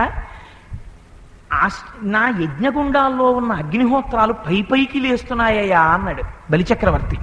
పరమాత్మ దర్శనం అయ్యేటప్పటికి అనుకోకుండానే మనస్సులో ఆనందం ద్యోతకమైపోతుంది. మీకు ఒక్కొక్కసారి గమ్మత్తు ఉంటుంది. ఒక్కొక్కసారి ఇంట్లో మీరు చాలా నిష్ఠగా పూజ చేశారనుకోండి, అనుకోకుండా వస్తారు ఎవరో, వాళ్ళని మీరు గుర్తుపట్టరు. వాళ్ళు ఏదో ఒక 2 నిమిషాలు ఉండి మాట్లాడి వెళ్ళిపోతారు. నేను తర్వాత కలుస్తానండి అని వచ్చి ఏదో మాట్లాడి వెళ్ళిపోతారు. వెళ్ళిపోతుంటే మీకు అనుకోకుండా ఉండండి ప్రసాదం ఇస్తాను అని ఏదో ఇస్తారు. ఆయన కొంచెం తాగి అక్కడ పెట్టి వెళ్ళిపోతాడు. మీకు అప్పుడు ఆ నవ్వు చాలా ఆశ్చర్యంగా ఉంటుంది, ఆ మాట ఆశ్చర్యంగా ఉంటుంది, ఆ రూపం చాలా ఆశ్చర్యంగా ఉంటుంది. ఇది నేను ఎక్కడ చూడలేదే, ఇట పూర్వం పరిచయం ఏం లేదే అనుకుంటారు. వెళ్ళిపోతాడు. నేను మళ్ళీ వస్తానండి ఒక వారంలో మేస్టారు, భాగవతం చెప్పుకుంటున్నారు కదా, కొంచెం బిజీగా ఉన్నారేమో అని. వెళ్ళిపోయాక మీకు అనిపిస్తుంది, నిజంగా నా కోసమే వచ్చాడంటావా, ఈశ్వరుడు వచ్చాడంటావా, మాటలు అలా ఉన్నాయని అన్వయం చేసుకుంటే మీకు అర్థమైపోతుంది వచ్చినవాడు సామాన్యుడు కాడు. పరమేశ్వరుడే ప్రచ్ఛన్న రూపంలో వస్తూ ఉంటాడు ఒక్కొక్కసారి. అందుచేత అంటే నేనేదో భాగవతం ఉదాహరణ చెప్పాను అనుకుని నిజంగా అలా మా ఇంటికి వచ్చేస్తుంటారని నేను చెప్పాను అనుకున్నారు. నేనేమంత గొప్పవాణ్ణి కాదు, అంత మహాభక్తుడిని కాదు. అందుచేత ఆ వచ్చినటువంటి పూతన లోపలికి వెళ్ళి చూసింది. చూస్తే బరు భస్మానల తేజు దుర్జనవధ ప్రారంభకున్ ధింబకున్. బూది కప్పేసినటువంటి నిప్పు ఎలా ఉంటుందో అలా ఉన్నాడయా అన్నాడు. ఎందుకని? పైకి పసిపిల్లవాళ్లే ఉన్నాడు. ఏమీ తెలియని పిల్లాడు కళ్ళు మూసుకుని ఎలా నిద్రపోతుంటాడో అంత అమాయకంగా నిద్రపోతాడు. మీరిది మనస్సు లోపల దర్శనం చెయ్యాలి. పసిపిల్లలు నిద్రపోవడంలో ఒక గమ్మత్తు ఉంటుంది. మీరు ఎప్పుడైనా గమనించే ఉంటారు మీ అందరూ. నేనే పెద్ద ఏదో తెలిసిన వాళ్ళే చెప్తున్నాను కానీ, మామూలుగా ఓ పెద్ద ఆయన నిద్రపోతున్నాడు అనుకోండి, మీరు ఆ నిద్రపోతున్న పెద్ద ఆయన వంక చూశారనుకోండి, మీలో ఏదో గొప్ప సంతోషం వచ్చేసి ఒకసారి ఆయన్ని ముద్దెట్టేసుకుందామని ఏమి అనిపించదు. అదే ఓ పసిపిల్లవాడు ఉయ్యాల్లో ఆదమరిచి నిద్రపోతున్నాడు అనుకోండి, ఎంత ఉంటుందండి వాడి బుర్రకాయ అంతా కలిపి టెన్నిస్ బాల్ అంత ఉంటుంది. దానికో ఇంత ఆవిరి బొట్టు ఎట్టుకుని వాడి తల్లి వాడికి ఇంత నల్లటి బొట్టు పెట్టి దృష్టి తగలకుండా పడుకోబెట్టింది అనుకోండి, కొందరు చిన్ని బుగ్గ చుక్క కూడా పెడుతుంటారు. వాడి ఇంత బుగ్గలో వాడు నిద్రపోతుంటే మీరు ఉయ్యాల దగ్గరికి వెళ్ళి వాడిని చూసి ఇలా పునికి ముద్దెట్టుకోకుండా వెళ్ళండి నేను చూస్తాను. అది ఓ 40 ఏళ్ళ ఆయన నిద్రపోతున్నాడు అనుకోండి, అబ్బాయి ఎంత బాగున్నాడో అని బుగ్గ ముడికి ముద్దెట్టుకుంటారా? పెట్టుకోరు. ఆ పసితనాన్ని చూసేటప్పటికీ ఆర్ద్రత కలుగుతుంది. మరి అందులో ఈశ్వరతత్వం ఉంటుందో ఏమిటో. అందున విశేషించి పడుకున్నవాడెవరు? కృష్ణ పరమాత్మ. అటువంటి స్వామిని చూడగానే ఆవిడికి కూడా మనస్సులో ఉద్విగ్నత కలిగింది. ఎంత బాగున్నాడు రా ఈ పిల్లాడనిపించింది. ఇప్పటి వరకు అది అలా ఎవరికి సర్టిఫికెట్లు ఇవ్వలేదు, చంపడమే దాని లక్షణం. ఇప్పుడు ఆ పిల్లాడిని చూసి దానికి మనస్సులో ఓ కోరిక పుట్టింది. ఎంత బాగున్నాడు రా ఈ పిల్లాడు అనుకుంది మనస్సులో. ఆయన అనుకుంటున్నట్ట, ఆయన కళ్ళు మూసుకున్నట్టుగా ఉన్నాడు కానీ లోకమునంతటినీ చూడగలిగిన వాడు. ఆలోకేశ్వరుడా చరాచర విభుండా బాల గోపాలుడా బాలధ్వంసిని గొంతు గింటిడి వెసన్ బాలెంత చందంబునన్ పాలిండ్లన్ విసమూని వచ్చుట మదించింతించి లోనవ్వుచున్ కాలంగేల కదల్పరాని కరణిన్ కన్మోడ్చి గుర్పెట్టుచున్. ఇప్పుడు ఆయన యాక్షన్ మరింత పెంచాడు. ఆవిడ దగ్గరికి వచ్చేటప్పటికీ ఆ లోకేశ్వరుడా చరాచర విభుండా బాల గోపాలుడు అంటారు పోతన గారు. ఏమి సంతోషమో మహానుభావుడికి. ఎవరైనా పడుకున్నవాడు ఆ లోకేశ్వరుడు, లోకమునకంతటికి ఈశ్వరుడు, ఆ చరాచర విభుండు, కదలని వాటికి కదిలే వాటికి అన్నింటినీ తెలుసుకోగలిగినవాడు, సకల ప్రాణుల యొక్క హృదయ గుహలలో ఉన్న భావమును కనిపెట్టగలిగినవాడు.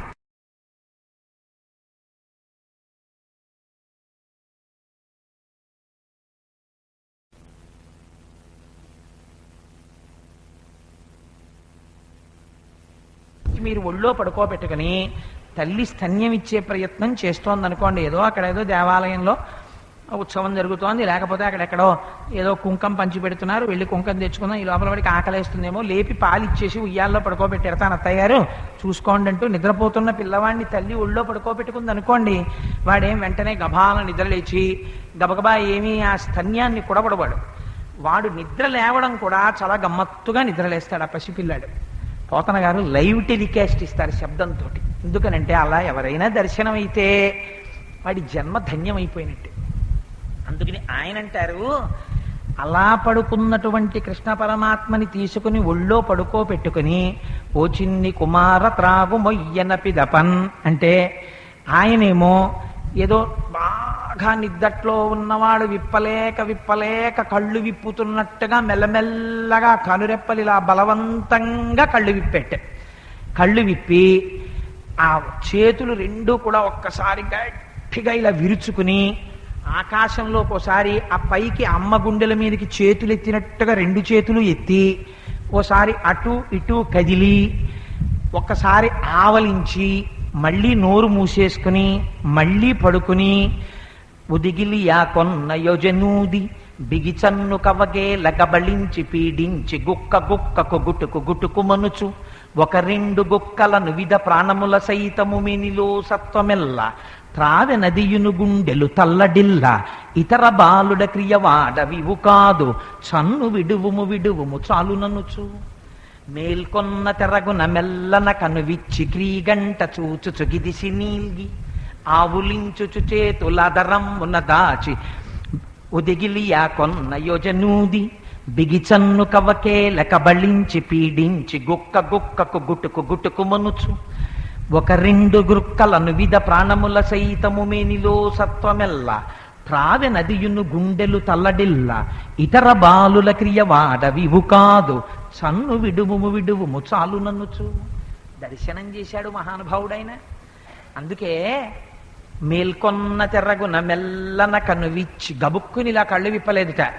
చంటి పిల్లాడు విప్పినట్టు ఇలా విప్పలేక ఇలా కళ్ళు విప్పి ఓసారి ఇలా ఆవిడ వంక చూసి మళ్ళీ కళ్ళు మూసేసుకుని బలవంతంగా స్తన్యం నోట్లో పెడుతుంటే ఓసారి ఇలా ఒళ్ళు విరుచుకుని ఆవలించి ఇంకా అమ్మ బలవంతంగా పాలిచ్చేస్తుంటే తప్పక తాగే పిల్లవాళ్ళ పళ్ళు లేని ఆ బోసి నోరు తీసుకెళ్లి ఆవిడ స్తన్యం దగ్గర పెట్టుకుంటే ఆ స్తన్యాన్ని తన నోట్లో పెట్టుకుని ఒక చేత్తో చిన్ని పల్లవంగా లేత చిగురుటాకుల పొట్లం లాంటి ఆ చేతిని తీసుకెళ్లి స్తన్యం మీద వేసి రెండు గుక్కలు తాగేటప్పుడు చప్పుడు వినపడింది. ఒక రెండు గుక్కల గుటుకు మనుచు గుటుక్ మందంతే నువ్విద ప్రాణముల సైతము మెనిలో సత్వమెల్ల ఆవిడ శరీరంలో ఉన్నటువంటి సమస్త శక్తులు తాగేశాడు. ఇప్పటి వరకు ఆవిడ తాగు అంది, ఇప్పుడంటుంది నువ్విద ప్రాణముల సైతము మేనిలో సత్వమెల్ల త్రావె నదియును గుండెలు తల్లడిల్ల ఇతర బాలుర క్రియవాడ వివు కాదు చన్ను విడువుము చాలుననుచు. అమ్మో ఇతర పిల్లల్ని చంపినట్టు లేదురా బాబు, ఇదేమి నన్ను లాగేస్తున్నావు నువ్వు, వదులు అంటుంది ఆవిడ. గుటుకు అంటాడు ఈయన.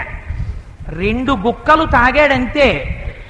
అలా రెండు గుక్కలు తాగేసరికి ఆవిడకి అరికాళ్లలో ఉన్న దగ్గర నుంచి ప్రాణవాయువులు పైకి లేచిపోయి శిరస్సు వరకు వెళ్ళిపోయి ఆ ఒంట్లో ఉన్నటువంటి ఓపికంతా క్షీణించిపోయి భయంకరమైనటువంటి శరీరాకృతిని పొంది గిర్ర తిరుగుతూ కడుపులో మంటలు రేగి ఆ లోపల ఉన్నటువంటి రాక్షస స్త్రీ గబగబా బయటికి వెళ్ళి అక్కడ నుంచి ఏకంగా షట్క్రోశములు ఎలా ఉంటుందో అంత దూరం ఆవిడ యొక్క శరీరం పడిపోయింది. పడిపోతే ఆ పడిపోయినటువంటి శరీరం ఎంత భయంకరంగా ఉంటుందో పోతన గారు వర్ణన చేశారు మహానుభావుడు. దారుణ లాంగూల దంతదండంబులు నగగ వరము బోలు నాశికయును చీకటి గండశైలాకృతి కలకుచ యుగమును విరిసితూలెడు పల్ల వెంట్రుకలును చీకటి నూతుల జనయునేత్రంబులు పెను దిబ్బ పోలెడు పెద్ద పిరుదు జాగు కట్టల పోలు చెరకోరు హస్తంబు అంకిన చెరువుతో నెనయు కడుపు కలిగి షట్క్రోశ దీర్ఘమై గదిసి చూడ భయదమగుదాని కళేబరము చూచి గోప గోపీజనంబులు గుమిగూడి బెగడుచుండిరి మనమున బెదరు కదిరి దారుణ లాంగూల దంతదండంబులు నగగ వరము బోలు నాసికయును. ఆవిడ పెద్ద నోరు తెరిచి పడిపోతే ఆ ముక్కు రంధ్రాలు ఆ నోరు అవి ఎలా ఉన్నాయంటేట ఒక నాగటి చాలు ఎలా ఉంటుందో అటువంటి నోరు, పెద్ద పెద్ద కాలవలు ఎలా ఉంటాయో అటువంటి పెద్ద పెద్ద కాళ్ళు చేతులు, పెద్ద పెద్ద ముళ్ళ పొదలు ఎలా ఉంటాయో అటువంటి జుత్తు, భయంకరమైనటువంటి ముఖం, దానికి తోడు చీకటి నూతులు ఎలా ఉంటాయో చీకటి నూతుల జనయునేత్రంబులు అటువంటి కళ్ళు లోపలికి వెళ్ళిపోయాయి ఆ లాగేయడంలో ఆవిడలో ఉన్న సత్వాన్ని. చీకటి నూతుల జనయునేత్రంబులు అంకిన చెరువుతో నెనయు కడుపు, ఎండిపోయిన చెరువు ఎలా ఉంటుందో అటువంటి కడుపు. వీటితో 13 కిలోమీటర్ల దూరం ఉండేంత శరీరం పడిపోయింది. పడిపోతే పోతన గారు అంటారు, ఇంత పెద్ద శరీరం ఉన్న రాక్షసి కదా 6 రోజుల పిల్లాడు ఎలా చంపేశాడని మీరు బెంగపెట్టుకున్నారేమో. విషధర రిపు గమను నికిని విషగళసకును నికి విమల విషసయ్యను నికిన్ విషభవ భవ జనకు నికిని విషకుచను విషము కొన్నుట విషమేత లపన్. మళ్ళీ ఎంత అందమైన పద్యం వేసేశారో చూడండి. అదో పెద్ద విషయమా మా స్వామికి అన్నాడు. విషధర రిపు గమను నికిని, విషధరం అంటే విషాన్ని తన కోరల్లో పెట్టుకున్నటువంటి పాము యొక్క శత్రువైన గరుడ పక్షిని వాహనముగా పొందినవాడు. విషధర రిపు గమను నికిని విషగళ్ళసకునికి, విషాన్ని తన కంఠంలో పెట్టుకున్నవాడు ఒక ఆయన ఉన్నాడు మహానుభావుడు. తన చుట్టూ సురసంఘముల్ జయ జయధ్వానంబులన్ బొబ్బిడన్ ఘనగంభీరవంబుతో శివుడు లోకద్రోహి ఉంపోకు రమ్మని కింగేల తెమల్చి కూర్చి కడిగా నంకించి జంబూపలంబున సర్వంకశమన్ మహావిషమును ఆహారించి హెలాగతి. ఆ రోజున హాలాహలాన్ని కంఠంలో పెట్టుకున్న నీలకంఠుడున్నాడే, విషాన్ని కంఠంలో పెట్టుకున్నవాడు తన స్నేహితుడిగా ఉన్నవాడు, అంటే పరమశివుడికి చెలికాడు స్నేహితుడు. విషధర రిపు గమను నికిన్ విషగళ్ళసకొనికి విమల విషసయ్యను నికిన్, చల్లటి నిర్మలమైన నీటిలో పడుకునేటటువంటి అలవాటున్నవాడు. విషభవ భవ జనకు నికిని, విషములంటే నీళ్లు, అందులోంచి భవ అంటే పుట్టినది తామర పువ్వు, తామర పువ్వులోంచి భవ, విషభవ భవ, తామర పువ్వులోంచి పుట్టినవారు చతుర్ముఖ బ్రహ్మ, చతుర్ముఖ బ్రహ్మకి తండ్రి గారు. విషభవ భవ జనకు నికిని విషకుచను విషము కొన్నుట విషమేత లపన్. ఒక విషకుచంలో ఉన్నటువంటి విషాన్ని తాగడం పెద్ద విషయమా, తాగేశాడయా అన్నారు. అయితే అది కాదు విచిత్రం, ఆయన తాగేసి ఇంత పెద్ద శరీరం పడిపోతే ఏమీ తెలియనటువంటి అమాయకుడైన పిల్లవాడిలా పెద్ద పెద్ద కొండ శిఖరాల్లా ఉన్నాయి ఆ పూతన యొక్క స్థనములు. 2 స్థనముల మధ్యలోనూ పడిపోయి ఏమీ తెలియని వాళ్ళగా పాము త్రాచుపాము ఇలా పడగ ఎలా ఎత్తుతుందో అలా తలిచ్చి ఏడుస్తున్నాడు. ఆ గోపకాంతలందరూ చూసి నేలం కూలిన మేటి పెన్నురముపై నిర్భీతి క్రీడించువో బాలారమ్మని మూపు చేర్చుకొని సంస్పర్శించి ఆరార్చిచున్ గోలాంగూలము తిప్పి గోరజములం చల్లించి గోమూత్రముంచల్లి తద్బాలాంగంబుల గోమయంబలదిరా 12 నామంబులన్. ఎంత భక్తో చూడండి వాళ్ళది, ఎంత ఆశ్చర్యమో చూడండి. నిజంగా గోపకాంతలను భవించిన అదృష్టమే అదృష్టం. వాళ్ళకి పడిపోయినవాడు పరాత్పరుడు, ఆయనేమిటి ఇంత రాక్షసిని చంపినవాడు సామాన్యుడు ఎలా అవుతాడు, వాళ్ళకి ఆలోచన రాలేదు. ఎంతసేపు వాళ్ళ వ్యామోహం వాడు మా బిడ్డడు. వాళ్ళు గబగబా వచ్చారు. నేలంకూలిన మేటి పెన్నురముపై నిర్భీతి క్రీడించు ఓ బాలా, అయ్యో ఈ భూమి మీద పడిపోయినటువంటి ఇంత పెద్ద రాక్షసి శరీరం మీద పడి ఆడుకుంటున్నటువంటి ఓ పిల్లవాడా రా, అని గబగబా వాడిని తీసుకుని భుజం మీద వేసుకుని చేతులతో వాడి వీపుని జో కొడుతూ, అమ్మో పిల్లాడు బెంగెట్టుకున్నాడేమో అని చెప్పి పిల్లాడు జడుచుకున్నాడు అనుకోండి, జడుచుకుంటే తల్లులు ఏం చేస్తారంటే గబగబా వాడిని గుండెలకి హత్తేసుకుని వాడి వీపు నిమురుతారు.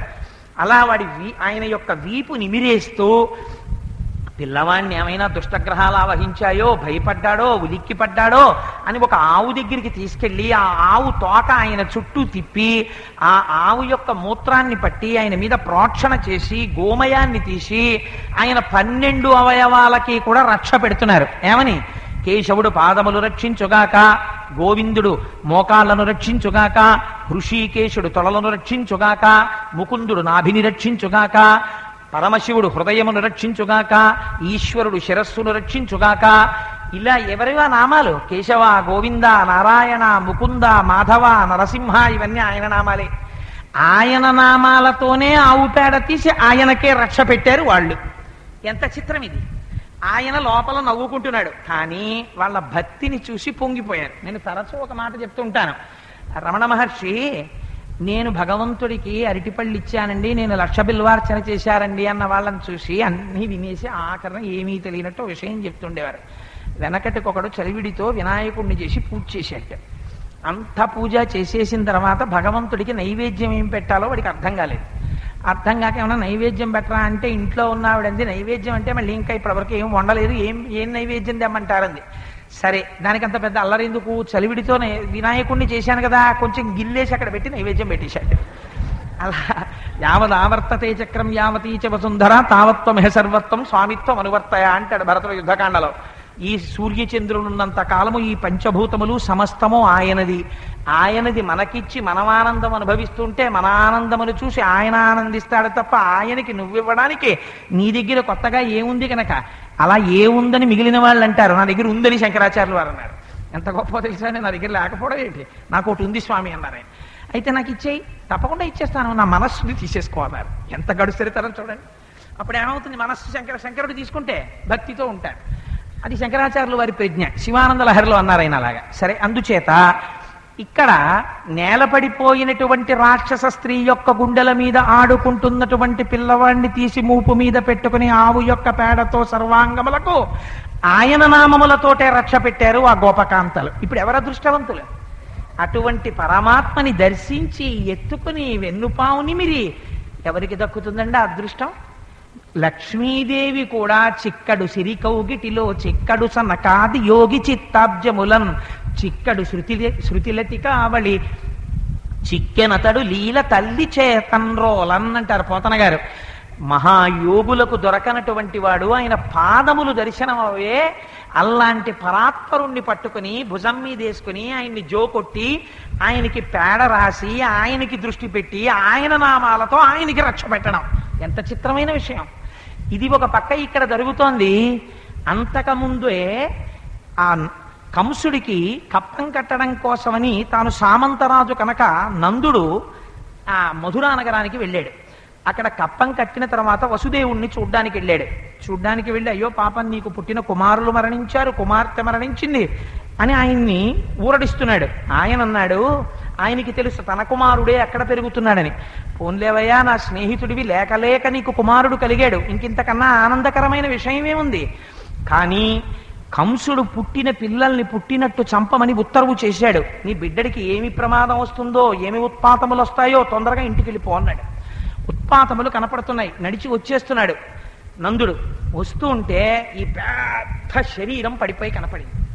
వాళ్ళు చూశారు, అమ్మో వసుదేవుడు సామాన్యుడు కాడు, మహాయోగి, చూశావా ఎంత గొప్పగా చెప్పాడో అని పెద్ద పెద్ద కుఠారములు తెచ్చారు, గొడ్డళ్ళు తెచ్చి ఆవిడ యొక్క శరీరాన్ని నరికేసి ముక్కలు చేశారు. ఆ ఊళ్ళోకి పొగొస్తుందేమో, ఇంత కొవ్వు పట్టిన రాక్షసని గంధపు చెక్కలు తెచ్చి పోగు వేశారు. పోగు వేసి ఈవిడ శరీరము యొక్క ఖండములను తీసుకెళ్లి ఓ చోట పడేసి ఈ కట్టెలు వేసి అగ్నిహోత్రం వెలిగించి వెనక్కి తిరిగి వెళ్ళిపోతున్నారు. పొగిలి రగులు మగువ దేహము నుండి అగరు పరిమళముల పొగలు వెడలే దేహ కల్మషములు శ్రీహరి ముఖము నత్రవబడుట చేసి భువరేణ్య. వీళ్ళు వెళ్ళిపోతుంటే అగరవత్తులు కాలిపోయినటువంటి వాసనలు వస్తున్నాయి. వాళ్ళు ఆశ్చర్యపోయారు. ఏం ఆశ్చర్యం రా, చచ్చిపోయింది రాక్షస. రాక్షసి శరీరాన్ని కోసి అగ్ని సంస్కారం చేస్తే అగరవత్తుల వాసనలు వస్తున్నాయా అంటే పోతన గారు అంటారు, దేహ కల్మషములు శ్రీహరి ముఖము నత్రావబడుట చేసి భువరేణ్య. తెలిసిచ్చిందో తెలియకిచ్చిందో 2 గుక్కల పాలిచ్చింది స్వామికి. ఆ పాలతో పాటే ఆవిడ శరీరంలో ఉన్న కల్మషాలు కూడా పోయిన తర్వాత ఇప్పుడు ఇంకా పాపం ఎక్కడుంది పూతనకి? పాపం లేదు. అందుచేత ఆవిడ శరీరమును దహిస్తున్నప్పుడు అటువంటి సువాసనలు వెదజల్లాయన్నారు అని ఇక్కడ పోతన గారు అద్భుతమైనటువంటి పద్యాలు మూడిచ్చారు. ఆయన అంటారు, హరితన మీదన్ కరములు పదములు నిడి చన్ని కుడిసిక దిశిన మాత్రం హరిజనని పగిది పరగతికరిగెను దురితములు బాసి అసురాంగ నయున్. బాగా జ్ఞాపకం పెట్టుకో ఈ విషయాన్ని. ఆవిడ ఒక రాక్షస కాంత. ఆవిడ వచ్చింది కృష్ణుణ్ణి చంపడానికి వచ్చింది. ఆవిడ స్తన్యముల యందు విషం పెట్టుకుని వచ్చింది. అంతకన్నా ద్రోహం ఇంకోట్లేదు. కనపడింది మాతృమూర్తిగా. స్తన్యములు లోకమును రక్షించాలి. అటువంటిది ఇప్పుడు ఆ స్తన్యములే విషముతో పెట్టుకుని వచ్చింది. వచ్చి పిల్లవాడిని చంపడానికి పాలిచ్చింది. కానీ ఇచ్చేటప్పుడు మాత్రం తల్లిలా నటించింది. నటించినంత మాత్రం చేత తాను బిడ్డడిలా నటించాడు. ఎలా నటించాడు? హరితన మీదన్ కరములు పదములు నిడి చన్ను కుడిసిక దిశిన మాత్రం.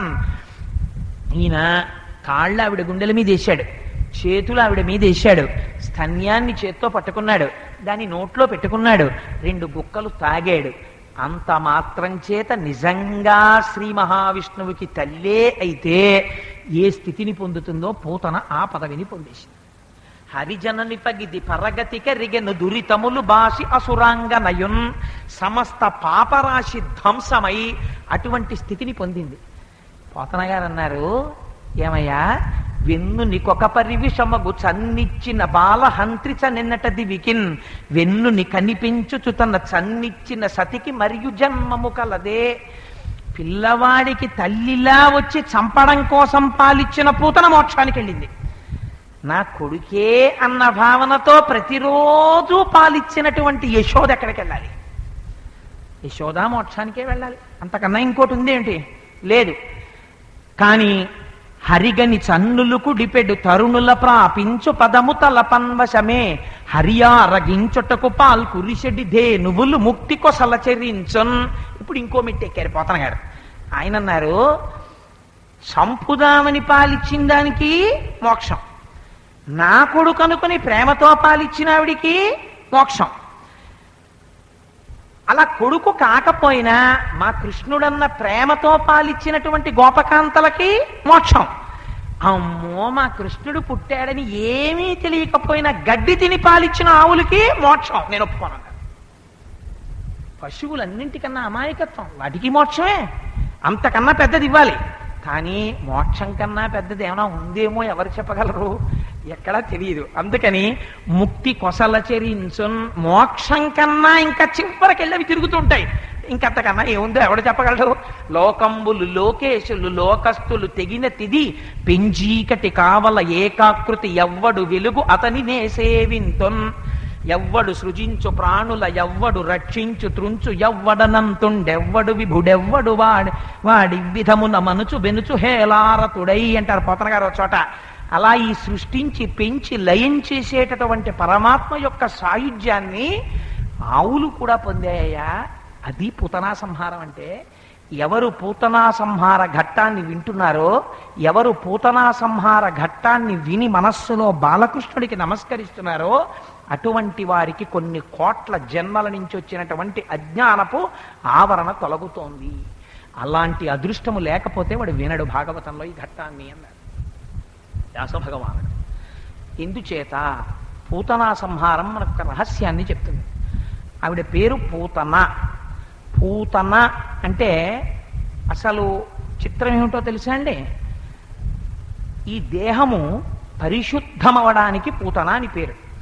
పూత అంటే పొల్లు పోయి శుద్ధమైన దానిని పొందుట అమరకోశం ప్రకారం. పొల్లు పోయి శుద్ధమైన దానిని పొందడానికి పూత. పూతన అంటే ఈ శరీరము శుద్ధిని పొందుట. ఏం చేసింది పూతన? తెలిసో తెలియకో భగవంతుడికి పాలిచ్చింది. తెలిసో తెలియకో పాలిచ్చినంత మాత్రం చేతనే అటువంటి స్థితిని పొందితే పరమాత్మ భాగవతంలో ప్రతిజ్ఞ చేశారు ఒక చోట. దళమైన పుష్పమైనను ఫలమైనను సలిలమైన బాయని భక్తిన్ కులిచిన జనులర్పించిన ఎలమిన్ రుచిరాన్న ముగ ఏను భుజింతున్. కుచేలోపాఖ్యానంలో చెప్పారు దాన్ని. ఎలా? దళమైన పుష్పమైనను నా అంత వాణ్ణి నేనని తెచ్చివేసినటువంటి దాన్ని నేను ముట్టుకోను, నాకు అక్కర్లేదు. ఎందుకని? వాడు అహంకారంతో ఇచ్చాడు, ఎవడికి కావాలి అవన్నీ, నేను పుచ్చుకోను. నేను ఎందుకు పుచ్చుకుంటానో తెలుసా?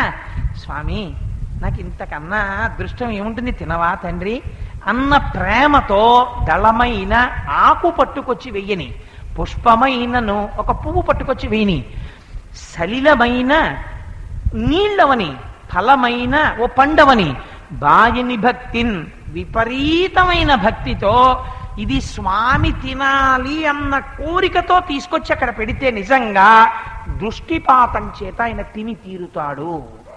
కానీ ఉండవలసింది మాత్రం ఆయన తినాలన్న కోరిక నీకు ఉండాలి.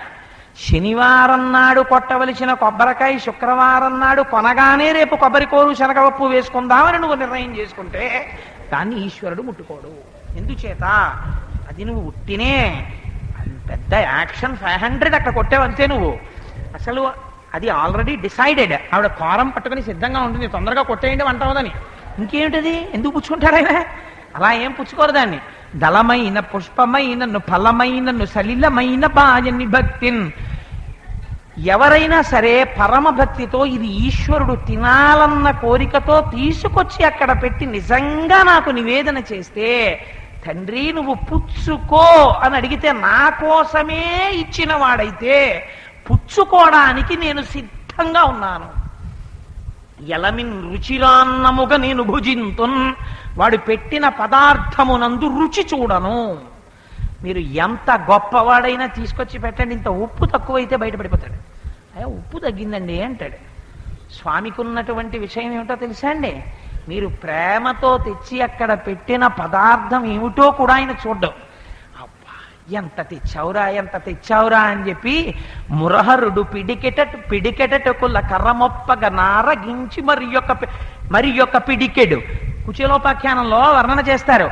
ఆ కుచేలుడు ఒళ్ళంతా తడివేసి ఉట్టినే వస్తాయంటే నాకేదో తెచ్చే ఉంటావు అంటే సిగ్గుపడిపోయాడు కుచేలుడు. ఏమిటి ఇలా తడివేస్తున్నాడు అని చెప్పేసి కృషీభూతాంగు జీర్ణాంబరున్ అని పోతన గారి విశేషణాలు వేశారు. ఒంట్లో చిరిగిపోని గుడ్డు ఉంటుంది ఆయన దగ్గర, అన్ని చిరుగుల గుడ్డలు. అటువంటి వాడి ఒళ్ళంతా తడివి అటుకుల మూట విప్పుకుని, కుచేలా నేనంటే ఎంత ఇష్టమో నా కోసం తెచ్చావా అటుకులు? నిజంగా ఆయన కోసమే తెచ్చాడు. అందుకని ఆ రాజీవ నేత్రునకు అని వెళ్ళేటప్పుడు అడిగాడు భార్యని, అటువంటి మహానుభావుడు నేనేం పట్టుకెళ్ళగలను, పట్టుకెళ్ళడానికి మన ఇంట్లో ఏమైనా కానుకుందా అని అడిగాడు. అటుకులు మూట కట్టించింది ఆవిడ. ఆవిడో మాట చెప్పింది. ఏం చెప్పిందో తెలుసా అండి?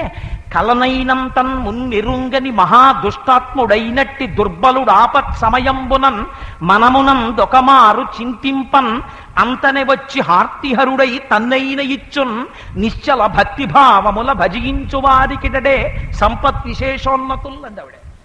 ఏమయ్యా, ఎప్పుడూ భగవంతుడంటే పలకని వాడు ఆపదలో ఒక్కసారి ఈశ్వర అని నమ్మి పిలిస్తే అలా వైకుంఠపురంబులో నగరిలో ఆమూల సౌధంబుదాపల మందారవనంతరమృతర ప్రాతేందు కాంతోపలోత్పల పర్యంక రమా వినోదియగు ఆపన్న ప్రసన్నుండు విక్పల నాగేంద్రము పాహీ పాహీ అన కుయ్యాళించి సంరంభి అయి పరిగెత్తుకు రాలా సిరికింజప్పడు శంఖచక్రయుగమున్ చేదోయి సంధింపడే పరివారంబును జీరడు అభ్రగపతిన్ మన్నింపడాకర్ణికంత రథం మిల్లము చక్కనొత్తడు వివాద ప్రోద్దిత శ్రీ కుచోపరి చేలాంచలమైన వీడడు గజ ప్రాణావనోత్సాహి.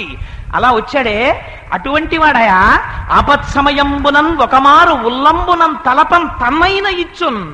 స్వామి నువ్వే నాకు కావాలంటే ఇచ్చేస్తాడయా. అటువంటి వాడు ఎప్పుడైనా తలుచుకున్నావా అని అడగడు మా స్వామి. అట్లాంటిది సునిశ్చల భక్తిభావముల భజించు వారికిటడే సంపత్ విశేషోన్నతులు. నువ్వు పరమభక్తితో విడితే ఎందుకు వాడయా తీసుకెళ్ళి అటుకులంది. కర్రమొప్పగా నారగించి మరి యొక్క పిడికెడు ఒక్క గుప్పెడు అటుకులు తీసుకుని ఆబతో ఆకలేసేసిన వాళ్ళ ఇలా నోట్లో పోసేసుకున్నట్ట. చుట్టూ కూర్చున్న వాళ్ళు తెల్లబోయారు. ఏమిట్రా, ఎవరి మంచం మీద కూర్చున్నాడు? రుక్మిణీదేవితో స్వామి పడుకునే హంసతూలికా తల్పం అది. రమాధినాథు నిజ పర్యంకమునన్ వసించుయున్నవాడు ఈ మహనీయుకెనయే మునిపుంగవులు ఎంతవారలు అన్నారు అక్కడ ఉన్న చెలికెత్తెలు. ఏం అదృష్టం, మహర్షులకి పట్టలేదు ఈ భాగ్యం. రుక్మిణీదేవితో పడుకునే హంసతూలికా తల్పం మీద కూర్చోబెట్టాడు. కూర్చోబెట్టి కాళ్ళు కడిగి తన తెత్తి మీద చల్లుకున్నాడు. చల్లుకుని, అయ్యో నా కోసం ఇంత దూరం నడిచొచ్చావా, నీ కాళ్ళు నిప్పిలెట్టాయేమో కుచేలా అని ఒడల జొబ్బిల్ల మలయ పంకజమునలది గంధం తీసుకొచ్చి ఒళ్ళంతా రాశాడు. రుక్మిణి, ఏది నువ్వు నాకు విసిరే విసినికర్ర పట్ట అని ఒడల శ్రమయంతయు వాళ్ళ వృంతంబు విసరి విసినికర్ర తీసుకొచ్చి ఒళ్ళంతా విసిరాడు. రుక్మిణి, బంగారు పాత్ర పట్రా అని ఆయన కాళ్ళ కింద పెట్టి కాళ్ళు కడిగి తను చల్లుకున్నాడు. రుక్మిణీదేవి మీద చల్లాడు. ఏం ఆశ్చర్యం అండి! భక్తి మస్తకమున దాల్చి లలిత ఘనసార మృగమద కలితమైన ఆయనకి నీరాజననిచ్చాడు. ఇచ్చి ఒక పిడికెడు నోట్లో పోసుకున్నాడు. పోసుకుని, అబ్బా ఎంత బాగున్నాయో అటుకులు కుచేలా అని మళ్ళీ ఇంకొక పిడికెడు తీసుకుంటున్నాడు. తీసుకుంటుంటే లక్ష్మీదేవి వచ్చి గభాలన చెయ్యట్టుకుంది. కర్రకమలము పట్టె కమల ఆ సమయమునన్ గభాల పట్టుకుంది చెయ్య. స్వామి, ఒక్క గుప్పెడు తింటే ఏమి ఇచ్చేశారో మీకు తెలుసు, నాకు తెలుసు. ఇంకొక గుప్పెడు తింటే నన్ను మిమ్మల్ని కూడా ఇచ్చేస్తారు. వద్దండి. ఇది స్వామి యొక్క సౌలభ్యం అంటే. అటువంటి పరమాత్మని చంపడానికి 2 కుక్కల పాలిస్తే స్థితికి తీసుకెళ్ళాడే. మనుష్యుడుగా పుట్టినందుకు జీవితంలో ఒక్కసారైనా స్వామి తినాలని ఒక్కసారి ఖర్జూరం పండైనా పెట్టకపోతే నీ జీవితానికి పరమార్థం ఉందా అని నా బోంట్లోని ప్రశ్నిస్తున్నారు పోతన గారు. మిమ్మల్ని కాదు, మీరు మహాభక్తులు. అందుచేత అందులో పరమాత్మకి నివేదన చేసి తినకపోవడం, పరమాత్మకి నివేదన చెయ్యకుండా అనుభవించడం ఎంత దొంగ బుద్ధో మనకి వాత పెడుతున్నారు. కాదు కాదు, ఇది పూతన్న. పూత అంటే జ్ఞానం, పూతన్న అజ్ఞానం. అజ్ఞానము అంటే ఏది సత్యమో దానిని వదిలి మాయ అయిన అసత్యమును పట్టుకొనుట. ఏది అసత్యం? జగత్ అసత్యం, శరీరం అసత్యం, ఇవన్నీ అబద్ధాలు. ఇవి పట్టుకుని సత్యమైన పరబ్రహ్మాన్ని వదిలిపెట్టుకోవడానికి కారణం ఏమిటి? సత్యంలా కనపడుతున్న వాటి యందు మమేకం చెందడం. దానికి 2 స్థానాలు, అహంకారము, మమకారము. నేను నాది ఈ రెండిటితోనే వెళ్ళిపోతోంది జీవితం. ఈ 2 స్థనములలో విషమున్నది. ఇంత నేను నాదని నువ్వు సంపాదించి దాచుకున్న వాటిలో నువ్వు పట్టికెళ్ళేది ఏదీ లేదు. తుదన ఊపిరి ఆగిపోయిన మరునాటికి వెంట్రుకలు ఎక్కడుంటాయో తెలియదు. ఆఖరికి ఇన్ని ఎముకలు తీసుకెళ్ళి, అది కూడా మళ్ళీ ఇంకో శవం వచ్చేస్తుంటే దాన్ని అక్కడే పడుకోబెట్టి కాల్చాలి కాబట్టి నిర్దాక్షిణ్యంగా పెద్ద చీపురు పెట్టి ఈ ఎముకలు పక్కకి లాగేస్తాయి. చిన్న చిన్న ఎముకలు ఇంత బూడిద కొడుకు ఇంటికి కూడా తీసుకురాడు. ఇంత కోటీశ్వరుడు ఇల్లది, ఆయన కోసం తిరిగారు ఇన్నాళ్ళు. అటువంటి వాడి ఊపిరాగిపోతే కుండలో పెట్టి పేరు రాసి శ్మశానం లాకర్లో పెట్టి కొడుకు వెళ్ళిపోతాడు. దేనికి అహంకరిస్తున్నావు? ఏది నువ్వు పట్టుకెళ్ళిపోయావని, ఏది నీతో వచ్చేసిందని, దేనికోసం అంత వెర్రి? దీనంత అసత్యం ఇంకోట్లేదు. ఈ అసత్యాన్ని పట్టుకుని పెద్ద గూడల్లుకోవడం. నేను నాది అని ఒక పిచ్చి భ్రాంతి. ఏది ముందెళ్ళిపోతుందో, ఏది వెనక వెళ్ళిపోతుందో ఒక్కొక్కటి కనుమరుగైపోతాయి. తాను ఎలా వచ్చాడో అలాగే నిశ్శబ్దంగా ఒక్కడే వెళ్ళిపోతాడు. ఆ వెళ్ళిపోతున్నప్పుడు కాయము వీడి జీవుడతి కంపిత చిత్తత నేగుచుండవో నాయనయంచు ఏడ్చు నిజ నందన నందినులైన కాని కందోయిని భాష్పముల్లులు కని దుఃఖమహాంబు దిశొచ్చు పత్నియున్ కాయము వీడి రారు కద చేసిన కర్మము పుణ్యము తపశంకర. ఎవరొస్తారు? శరీరం వదిలిపెట్టేసి ఆఖరి ఊపిరిలో కొట్టుకుని ఊపిరందక వదిలేస్తే ఇప్పటి వరకు ప్రతిబింబాన్ని చూసినట్టు తన శరీరాన్నే తాను చూసుకుంటుంటే, నేల మీద పడుకోబెట్టిన శరీరాన్ని పాడి కట్టి తీసుకుపోతుంటే, అయ్యో నాన్నగారండి అని అమ్మాయిలు ఏడుస్తుంటారు. నాన్నగారంటూ తన విద్యుక్త ధర్మం చెయ్యడానికి శవవాహకుడై కొడుకు వచ్చేస్తుంటాడు. పమిట ఒత్తుకుంటూ నలుగురు పట్టుకుంటే భార్య లోపలికి వెళ్ళిపోతుంది. నువ్వు నమ్ముకున్న నీ శరీరమే రాలేదు, నీతోటి కాలిపోయింది. ఏదొచ్చింది? చేసిన కర్మము పుణ్యము తపశంకర. నువ్వు చేసుకున్న పుణ్యం ఒక్కటే నీతో వస్తుంది, కాబట్టి చేసిన పాపము వస్తుంది. ఇవి 2 పట్టుకెడతావు. ఎందుకు ఇంత అల్లరి?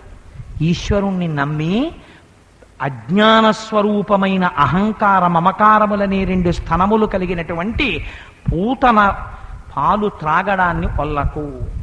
బాలకృష్ణుని పాదార విందములు నమ్ముకొని ఆయనని భజించడం నేర్చుకో. మరి ఇంద్రియములు ఉన్నాయి కదండి, శరీరం ఉంది కదండి, గృహస్థాశ్రమంలో ఉన్నాం కదండి, మరి మేము ఎలా అలా బతకడం? ఏమీ బెంగలేదు. హాయిగా ఏది జరిగినా ఈశ్వరానుగ్రహం అనుకో. మనస్సు లోపల ఒక్క మాట పెట్టుకో, చాలంతే, ధన్యుడవైపోయావు. అన్నం తిన్నావు, ఈశ్వర ఎంత అదృష్టం, ఇవాళ ఇంత మంచి భోజనం చేసే అవకాశం ఇచ్చావు. ఏమీ దొరకని చోట బస్సులో వెళ్ళిపోతుంటే నీకు దోశ వేసి పెట్టాడు ఎవడో. ఈశ్వర ఎంత అదృష్టం, నా తల్లి అన్నపూర్ణమ్మ నా కడుపు కాలిపోకుండా ఇవాళ దోశ వేయించి పెట్టింది. అక్కడ నీకు ఎవరో అమృతం పెట్టరు, దోశ పెట్టింది అమ్మ. చాలు అమ్మా, ఇది నీ కటాక్షం అని తిను, చాలు, నువ్వు ధన్యుడివి.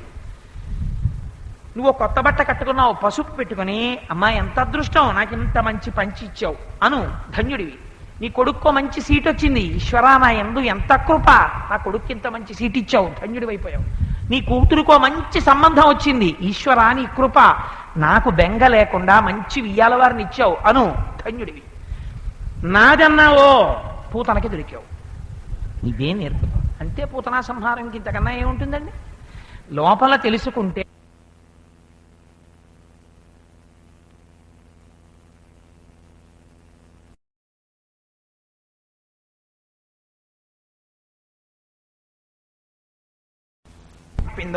అవి నిర్భయంగా అనుభవించు, తప్పేం లేదు.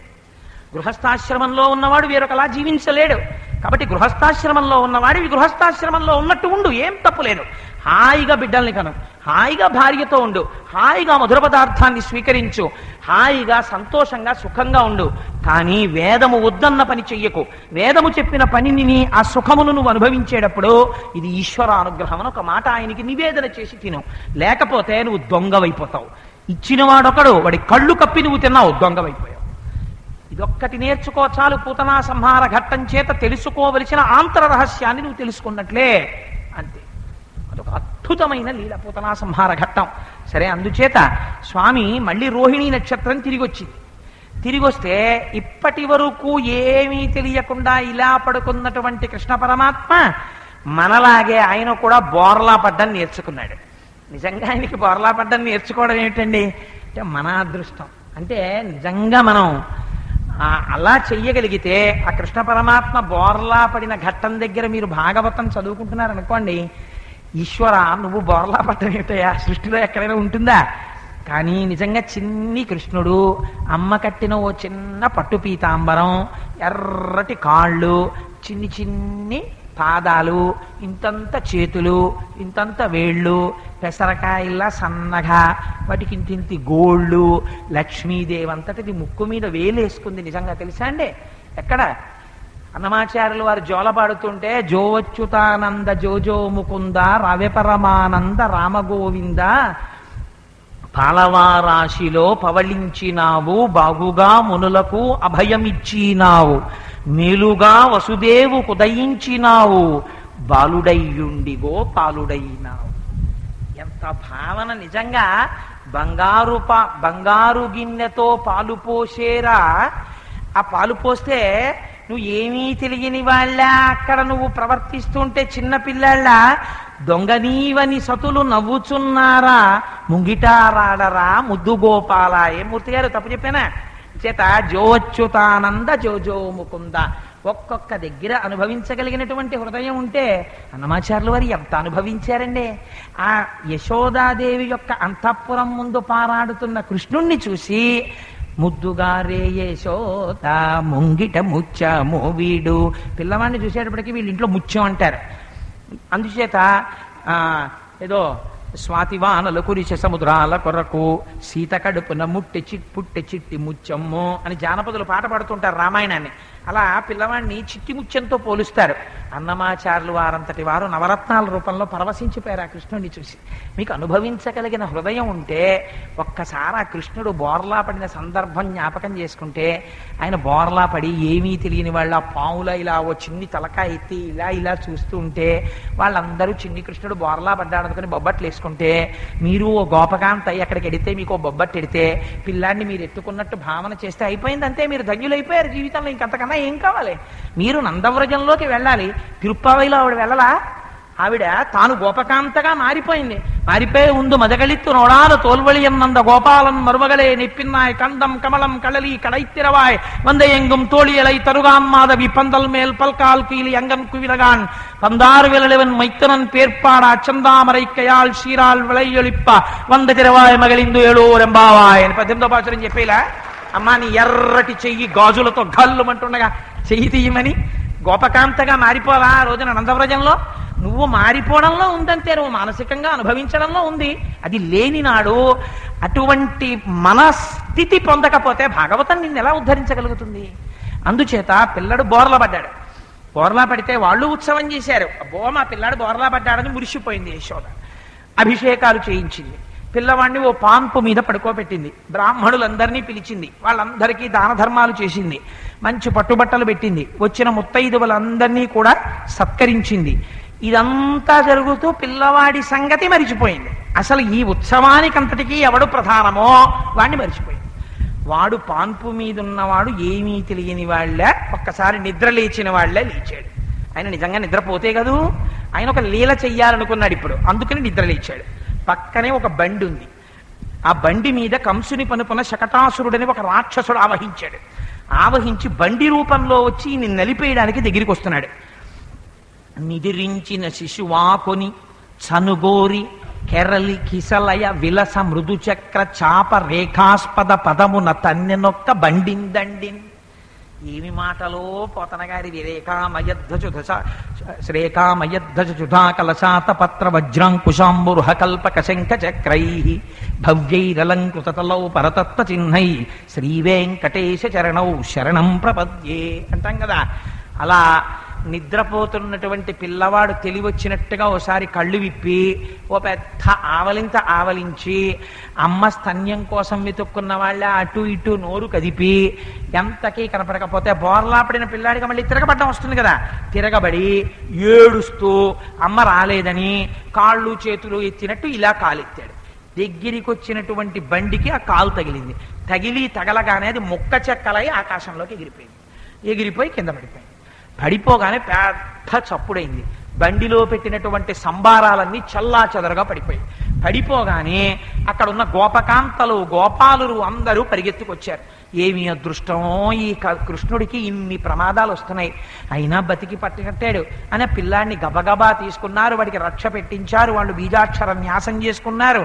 ఆయనకి రక్షరేకులు కట్టించారు. ఇంత అల్లరి మళ్ళీ ప్రారంభం చేశారు. అయితే ఇప్పుడు వాళ్ళకి అనుమానం వచ్చింది, ఇదేమిటి పిల్లాడు బండిని ఎలా తన్నాడని. ఆ పిల్లవాడు అక్కడ ఉంటే పిల్లలందరూ అక్కడ ఆడుకుంటున్నారు. ఉత్సవాల్లో ఉన్న గొప్పతనం ఏమిటో తెలుసా అండి? పెద్దవాళ్ళందరూ అసలు ఉత్సవం జరుగుతున్న చోటుకి వెళ్ళిపోతారు. పిల్లలందరూ ఒక గదిలో కూడి ఇంకా వీళ్ళందరూ అక్కడ ఆడడం మొదలెడతారు.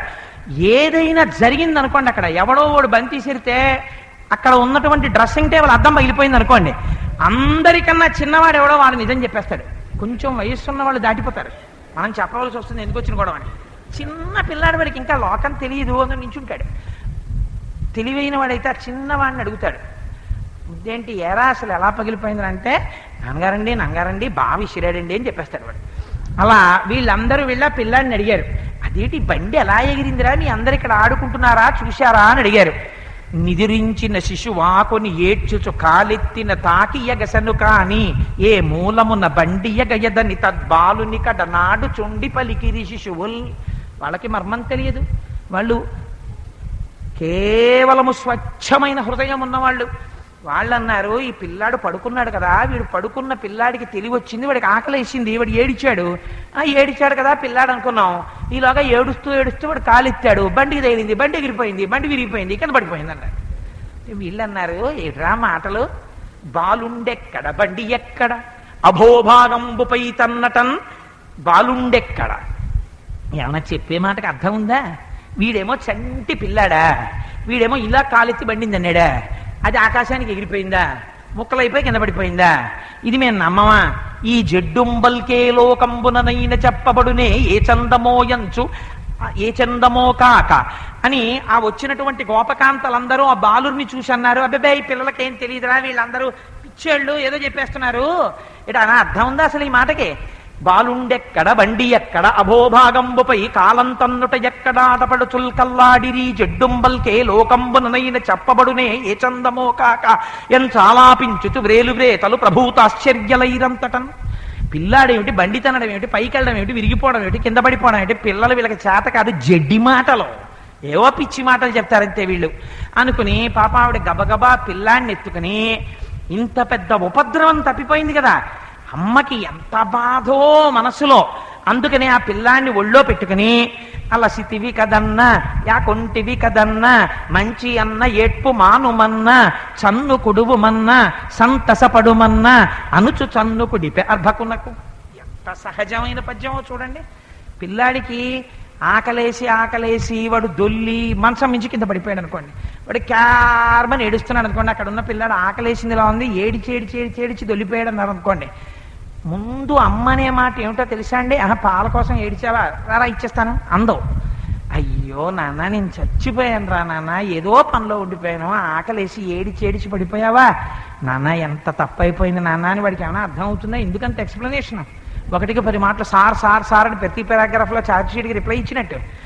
అలా ఎలా తల్లికి బాధ వచ్చేసి వాడికి చెప్పుకుంటుందో, వాడికి అర్థమవుదో ఇంకా చూడదు ఆ పిల్లాడి పట్ల బాధ.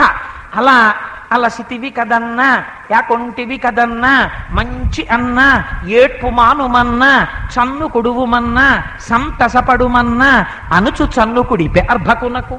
ఆ పద్యానికి అర్థం చెప్పడం ఎందుకండి, అందరికీ అర్థమైపోతుంది అని ఆ స్తన్యాన్ని ఆ పిల్లవాడికి అందించింది. అందిస్తే పోతన గారు అంటారు, రక్షణము లేక సాధుడు రక్షితుడగు సమత చేసి రాయిడులందున్ రక్షణలు వేయి కలిగిన శిక్షితుడగు కలుడు పాప చిత్తుండగుటన్ తీర్పిచ్చారు పోతన గారు. చుట్టూ 1000 రక్షణలు పెట్టుకున్నా పాపమే చేసిన వాడైతే వాడిని ఎలా తీసేయాలో ఈశ్వరుడికి తెలుసు. ఏ రక్షణ పెట్టుకోని వాడైనా ఈశ్వరుణ్ణి నమ్ముకున్న వాడైతే వాడిని ప్రమాదంలోంచి ఎలా గట్టెక్కించాలో కూడా ఈశ్వరుడికి తెలుసు. అందుకుని బతికాడయా కృష్ణుడు అన్నారు. మనకి నేర్పుతున్నారు, నిన్ను రక్షించేది నీ పుణ్యమే, నిన్ను భక్షించేది నీ పాపమే. ఈశ్వరుణ్ణి ఎందుకు నింద చేస్తావు? అందుకని రక్షణము లేక సాధుడు రక్షితుడగు సమత చేసి రాయుడులందున్ రక్షణలు వేయి కలిగిన శిక్షితుడగు కలుడు పాప చిత్తుండగు చన్. ఇందులో మనకొక అద్భుతమైనటువంటి సారాంశం, ఇప్పుడు నేను సంగ్రహంగా దాన్ని చాలా తేలిక మాటల్లో తేలిగ్గా ముగిస్తాను. శకటం అంటే ఏదో కాదు, దీనికే అనేక పేర్లు. శకటం అని పేరు, క్షేత్రం అని పేరు. ఎందుకు దీనికి ఇన్ని పేర్లు అంటే, క్షేత్రం అంటే ఏమవుతుందండి, అక్కడే పంట పండుతుంది. అలాగే ఇందులో కూడా పంట పండుతుంది. ఏమిటా పంట? సుఖము దుఃఖము, 2 పంటలు పండుతాయి. దుఃఖం అనుభవించాలనుకోండి శరీరం ఉండాలి, సుఖం అనుభవించాలనుకోండి శరీరం ఉండాలి. ఇప్పుడు ఈ ఫ్యాన్లు 2 ఆగిపోయాయి అనుకోండి, నా దుఃఖం ప్రారంభం అయిపోతుంది. ఎందుకంటే గాలి తగలదు. దేనికి తగలాలి? గాలి దీనికి తగలాలి. అందుకని సుఖం అనుభవించడానికి ఇదే, దుఃఖం అనుభవించడానికి ఇదే, రెండింటికి ఇదే ఉండాలి. అలాగే ఈ సుఖ దుఃఖములను అనుభవించడానికి ఇన్ని సుఖాలు ఇన్ని దుఃఖాలు అనుభవించు అని చెప్పి దీంట్లో జీవుణ్ణి పెట్టి పార్సిల్ చేసి వదిలేస్తారు భూమి మీదకి. వదిలేస్తే ఇప్పుడు ఇది ఏం చెయ్యాలి? ఈ సుఖ దుఃఖములను రెండింటినీ అనుభవించేటటువంటి ఒక బండిగా ఉపయోగపడుతుంది. అంతే. శకటం అంటే బండి. కానీ ఒకటి గుర్తుపెట్టుకోండి, బండి కాబట్టి ఇది 2వ దానికి కూడా ఉపయోగపడుతుంది. అందుకే ఇది ఋతుమంతము. మీరు ఇందులోనే ఉండి లోపల ఉన్నటువంటి ఈశ్వరుణ్ణి తెలుసుకునే ప్రయత్నం చేశారనుకోండి, అప్పుడు కూడా మిమ్మల్ని ఈ బండి చేర్చవలసిన స్థానానికి చేర్చేస్తుంది. రమణ మహర్షి ఒక మాట అంటుంటారు, బ్రహ్మము నేను అని తెలిసిపోయింది ఒకడికి. లోపల ఉన్న బ్రహ్మము నేను, శరీరము నేను కాదు తెలిసిపోయింది కదా. ఇంక శరీరంతో సంబంధం ఏంటి? టక్కని పేక్కోసుకుని చచ్చిపోకూడదా? చచ్చిపోకూడదు. ఎందుకు చచ్చిపోకూడదు? ప్రారబ్ధము తనంత తాను పూర్తయిపోవాలి. అందుకని అలా ఉంచుతాడంతే శరీరాన్ని. విస్తరాకు చిట్ట చివర ఏం చేస్తావు? పెంట కుప్ప మీద వేస్తావు. అంతే కదండి విస్తరాకు ప్రయోజనం. అంతేగాని అయ్యో నేను భోజనం చేసిన విస్తరాకు దీన్ని కూడా ఇలా పారాయడం ఏమిటని తీసుకెళ్లి బీరువాలో లాకర్లో పెట్టుకోం కదా. అందుకని విస్తరాకు యొక్క చిట్ట చివరి ప్రయోజనము పెంట కుప్ప మీద వేయుట. అందుకని విస్తరాకులు తేగానే పెంట కుప్ప మీద వేస్తావా? వెయ్యవు. ముందు తేవాలి, దాన్ని పెట్టుకోవాలి, నీళ్లు జల్లుకోవాలి, తుడుచుకోవాలి, అన్నం పెట్టుకోవాలి, తినాలి, ఉత్తరాపోసనం పట్టాలి, అప్పుడు విస్తర తీసి పెంట కుప్ప మీద వెయ్యాలి. అలాగే ఈ శరీరము నేను కాదని తెలుసున్న మాత్రం చేత శరీరమును పడగొట్టడానికి నీకు అధికారం లేదు. ఈ శరీరము నేను కాదని తెలిసిన తరువాత శరీరమునందు సంగము లేకుండా నువ్వు ఉండగా కాలాంతర్గతంలో ఒకనాడు ఈ శరీరము పడిపోయేటటువంటి క్షణము వచ్చిన నాడు పడిపోతున్న శరీరాన్ని కూడా సాక్షిగా చూస్తున్నటువంటి ఆత్మయందు సంయోగము చెంది నువ్వు అలా సాక్షిగా ఉండిపోతే నువ్వు జ్ఞానివి. అంతేగాని దీన్ని పడగొడితే నువ్వు అజ్ఞానివి. నీ అంత నువ్వు పడగొట్టకూడదు. ఇది జ్ఞానం. అందుకని ఇప్పుడు ఏమైంది? శకటము ఇదేం చేస్తోంది? ఇదే మిమ్మల్ని ఈశ్వరుడి దగ్గరికి చేరుస్తోంది. ఇదే సుఖ దుఃఖములనేటటువంటి రెండిటి స్థాయిలోనే మీరు నిలబడిపోతే ఆ రెండింటినందే తిప్పడానికి మార్చి మార్చి మార్చి మార్చి కోట్ల శరీరాలు పొందుతూనే ఉంటావు. ఈగవని, చీమవని, దోమవని, బల్లెవని, పందెవని, కుక్కవని, నక్కవని. నరత్వం, దేవత్వం, నగవన మృగత్వం, మశకత, పశుత్వం, కీటత్వం భవతు విహగత్వారిజననం సదాత్తత్పాదాబ్జ స్మరణ పరమానందలహరి విహారాసక్తం చేద్రూదయమహికింతేన వపుషా అంటారు శంకర భగవత్పాదులు శివానందలహరిలో. శరీరం దేవుంది, సప్తధాతువులతో నిర్మింపబడింది. ఈ శరీరము మనుష్య శరీరము వచ్చి దీన్ని ఉపయోగించుకోకుండా ఈశ్వరుణ్ణి సేవించకుండా పాడు చేసుకున్నవాడు ఉన్నాడు. మనుష్య శరీరము కాకపోయినా ఈశ్వరుణ్ణి సేవించి మోక్షం పొందినటువంటి శరీరాలున్నాయి. ఏ వేదంబు పఠించలూత భుజగం వేశాస్త్రముల్ చూచతానే విద్యాభ్యాసమనర్చకరి చించే మంత్రమూహించే బోధా విర్భావ నిదానముల్ చదువులయ్యా కాదు మీ పాద సేవా సంశక్తియ కాక జింతు తతికిన్ శ్రీకాళహస్తీశ్వర. శరీరంతో ఏముంది? నీ భావనతో ఉంది. ఈసారి ఈ శకటాన్ని నువ్వు గమ్యం చేరుకోవడానికి వాడుకోవాలి అని నువ్వు అనుకుంటే చేరుస్తుంది, దాని దోషం లేదు. ఈ శకటాలు ఎక్కడమే నీకు సంతోషంగా ఉంటే ఎక్కించడానికి అది పనికొస్తుంది. పక్కన వదిలిపెట్టేసిన కృష్ణుణ్ణి కృష్ణుడు కావాలని వాళ్ళు కృష్ణుడి కోసం తప్పించారు. తనని తాను దక్కించుకున్నాడు కృష్ణుడు. వాళ్ళు దక్కించుకోలేదు, బండిని వాళ్ళు కొట్టలా, కృష్ణుడే కొట్టి దక్కాడు వాళ్ళకి. నువ్వు కూడా ఇందులో ఉండి కృష్ణుడి కోసం పరితపిస్తే దీన్ని ఎలా పడగొట్టాలో అలా ఆయన పడగొట్టి ఇహమునందు సంపూర్ణమైన సుఖములనిచ్చి అంచమునందు జ్ఞానమిచ్చి భక్తి జ్ఞానముగా మారగా చిట్ట చివరి ఊపిరి యందు కృష్ణ పరమాత్మ అనుగ్రహం కలిగి శరీరము నేను కాదన్న దృష్టితో ఆత్మగా నిలబడి పడిపోతున్న శరీరానికి సాక్షిగా ఉండి మోక్షాన్ని పొందొచ్చు. ఏమో జ్ఞానం ఇప్పుడు కలగచ్చు అంటే ఎవరు చెప్పగలరు? ఏ క్షణంలోనైనా కలగచ్చు. దాని గురించి ఎవరు చెప్పలేరు. ఇప్పుడు కలుగుతుంది, ఇలా కలుగుతుంది అని చెప్పడం కుదరదు. జ్ఞానం ఎప్పుడైనా కలగచ్చు, ఎలాగైనా కలగచ్చు. ఇది శకటాసుర భంజనంలో ఉన్నటువంటి రహస్యం. ఇది తెలుసుకో అని మనకి శకటాసుర భంజన రూపంలో కృష్ణ పరమాత్మ చేసినటువంటి చాలా చిన్న లీల. తర్వాతి లీల చాలా చిన్న లీల, కానీ మన జీవితాల్లో నాకనిపిస్తుంది ఎర్రసిరాతో అండర్లైన్ చేసి అట్టే పెట్టుకుని కనీసం ప్రతి 4-5 రోజులకి ఒకసారి చదువుకోవలసిన లీల. ఎందుచేత అంటే ఒక రోజున యశోదాదేవి కూర్చుంది. ఆవిడికి తెలియదు పరబ్రహ్మమే తన బిడ్డడిగా పారాడుతున్నాడని. ఒడిలో పెట్టుకున్నటువంటి కృష్ణ పరమాత్మ బరువెక్కిపోతున్నాడు. ఏమిటి పిల్లాడి ఇంత బరువుగా ఉన్నాడని పిల్లవాణ్ణి కింద దింపేసింది. పిల్లవాణ్ణి కింద దింపేసిందంతే కంసుని పనపున తృణావర్తుడనేటటువంటి ఒక రాక్షసుడు వచ్చాడు. ఆయన ఇప్పుడు రావడం సుడిగాలి రూపంలో వచ్చాడు. సుడిగాలి రూపంలో ఆ నందవ్రజంలోకి వచ్చేస్తున్నాడు. ఆయన వచ్చి తిప్పి అన్ని పదార్థాలని తనతో పైకి తీసుకెళ్ళిపోతుంటే ఆ పైకి రేగినటువంటి ధూళి చేత సూర్యరశ్మి ఆపబడింది. విపరీతమైనటువంటి చీకట్లు అలుముకున్నాయి. ఆ చీకటిలో ఈ పిల్లవాణ్ణి కూడా సుడిగాలి తనతో పాటు తీసుకెళ్ళిపోయింది.